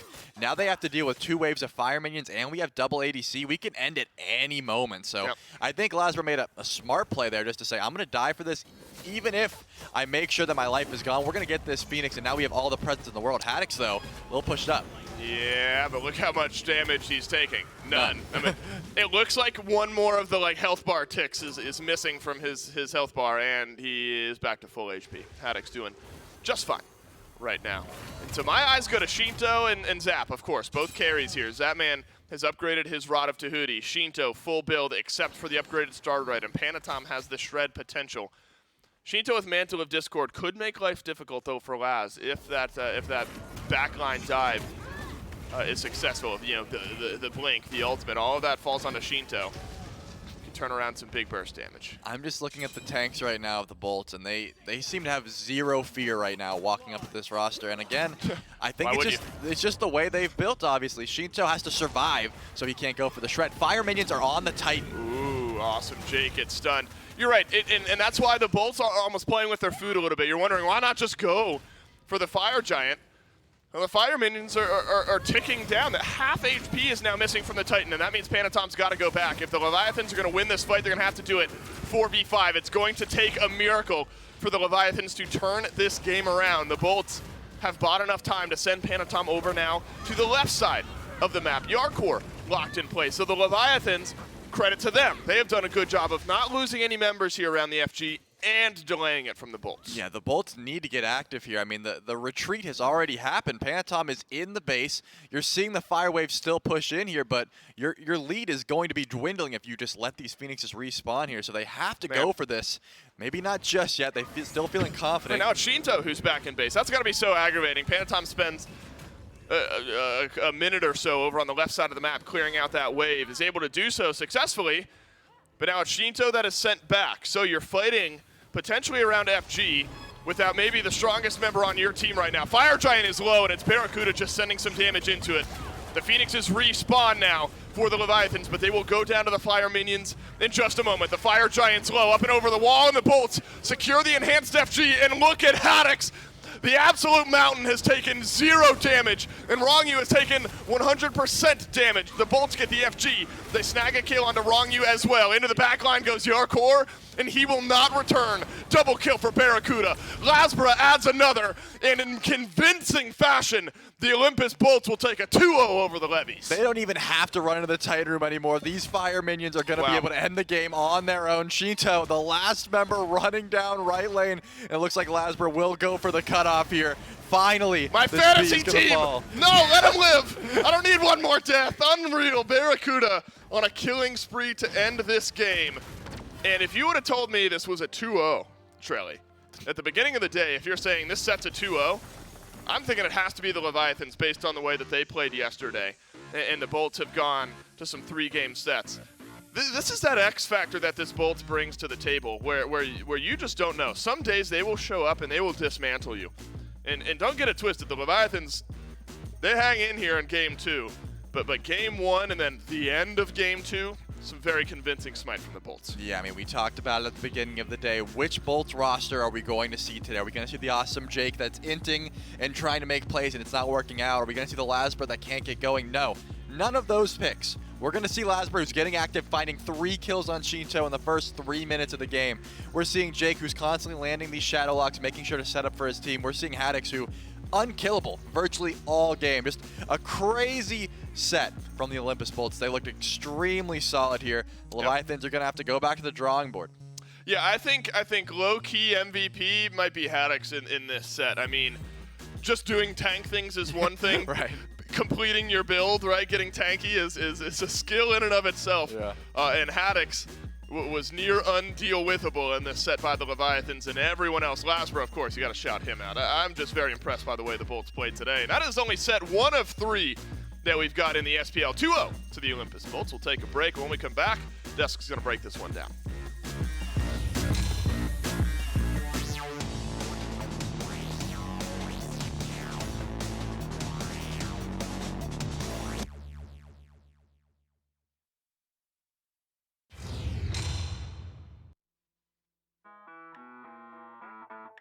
I don't cross my T's. I don't dot my I's. I won't say pretty please, or speaking little white lies. I've got a rebel soul. I've got a rebel soul. I've got a rebel soul. I've got a rebel soul. Oh, just get down with it, down with it, down with it. Just get down. I ain't no thing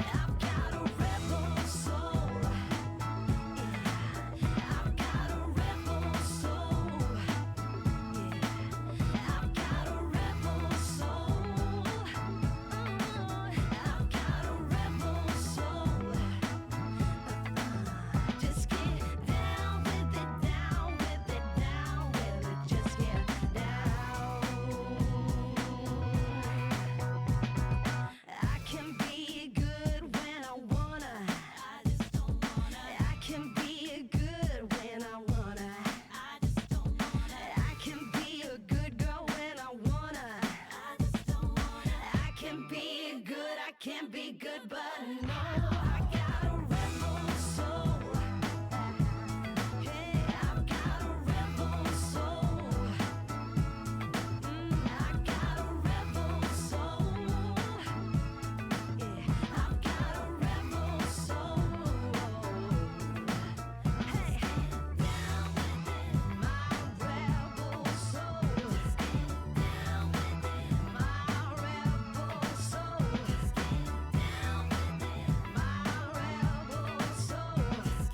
Down with it, down with it, down with it. Just get down with it, down with it, down with it. Just get down with it, down with it, down with it, down with it, down.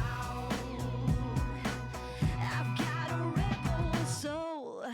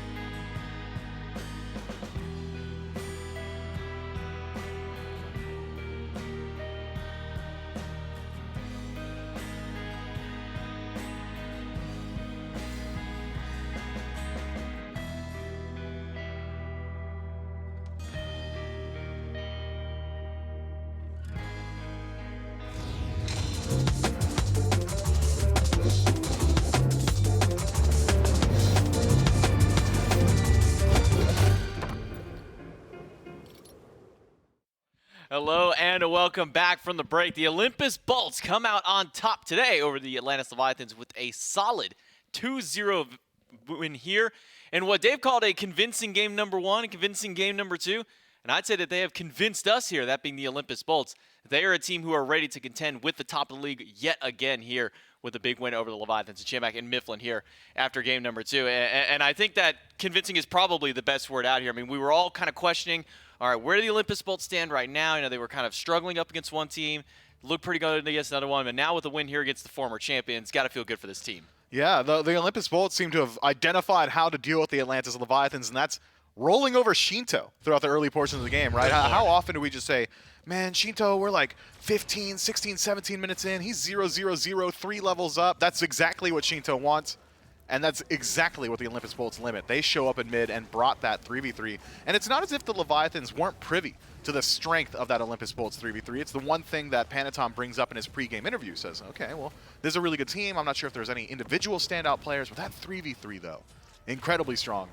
And it seems like his premonition was correct because the Olympus Bolts take control of these team fights early on, back and forth in some of these engagements. At the end of the day, though, the Olympus Bolts, once they were stacked as 5, once we were dancing around that fire giant, it was never in question. I mean, it's one of the things that we kind of were wondering about this Leviathans draft. I mean, all of the things that we had talked about that the Bolts love drafting, and you know, you would typically see drafted against them. You know, okay, well, they love this E set, so go ahead and ban the Nox. That way they can't play the E set, or ban the E set now that the Nox has been banned away. And then the Bolts draft this Nox, and Rongyu picks up the E set right after, and it kind of left a question mark in our head here. But talking about Haddix here over onto this Cthulhu, I mean, relatively untouched for the entirety of the game, and especially during that last team fight. I mean, Haddix goes up into Descent into Madness, and by the time the team fight ended, he had lost like 5% health, maybe.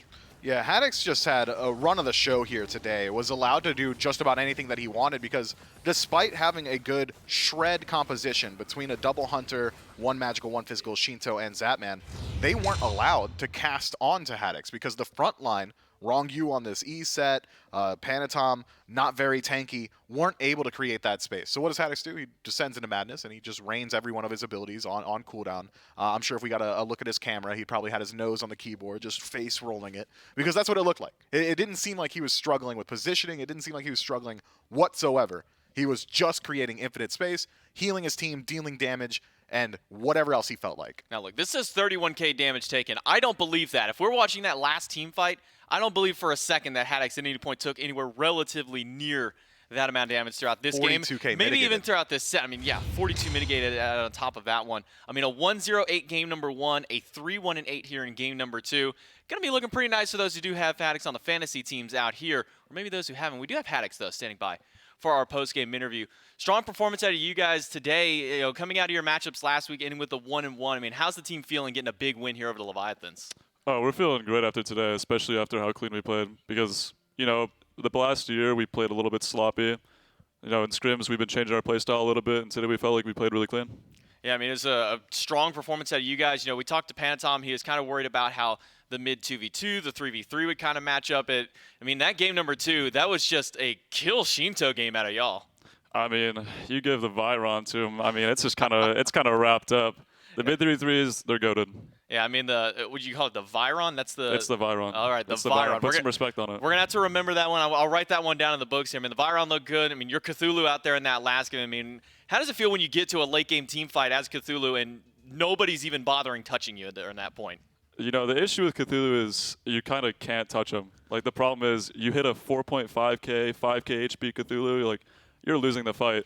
If you dive the backline, you're losing the fight. So, I mean, it's just wrapped up.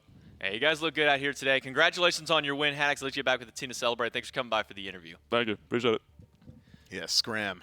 Get out of here. Oh, he's brought it back. He's brought it back. Oh, God. He's like, he gave you the double double take right there. I was worried, bro. Man, you're saying that over the He hat? squared up for real. I was scared. He was ready to go. He's ready to jump over towards this desk here.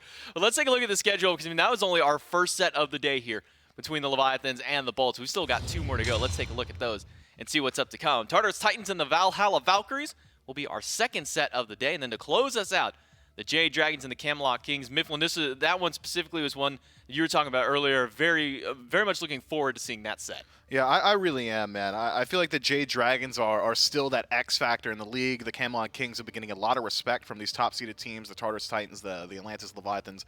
Both been just heaping praise upon that squad, so I think one that you really got to keep your eyes on. Are the Kings going to live up to that expectation, or are the Jade Dragons going to live up to the fan expectation? Now, both these teams sitting at 2-1 right now. Jade Dragons technically just a little bit behind in the standings compared to the Camelot Kings. Now the Bolts making their mark up here towards the top end. It's been a while since we've seen the Leviathans at the lower end of the pack. They're now sitting at that 5th seed. So it's going to be a massive battle for these top couple of seeds over these next few days of play. Did you see what the 5th and 6th seed were? Yeah, Titans and Leviathans. That was your World Championship Finals matchup, finding themselves on the lower half of the seeding. Look, what was it? Who said it? That the league has never been this close, top to bottom. PBM. I believe that was PBM. Yep. Yeah, it's true. This is a great time to be a SMITE fan. I mean, this is the closest that we've seen the top of the league to that bottom end of the league. Even with the Valkyries struggling to find successful set wins, they're still able to take some of these games. The Warriors have been putting up a massive battle themselves, and even the Scarabs over there on the other end. We're going to take a quick break, though. When we come back, Tartarus Titans and Valhalla Valkyries will be your next match.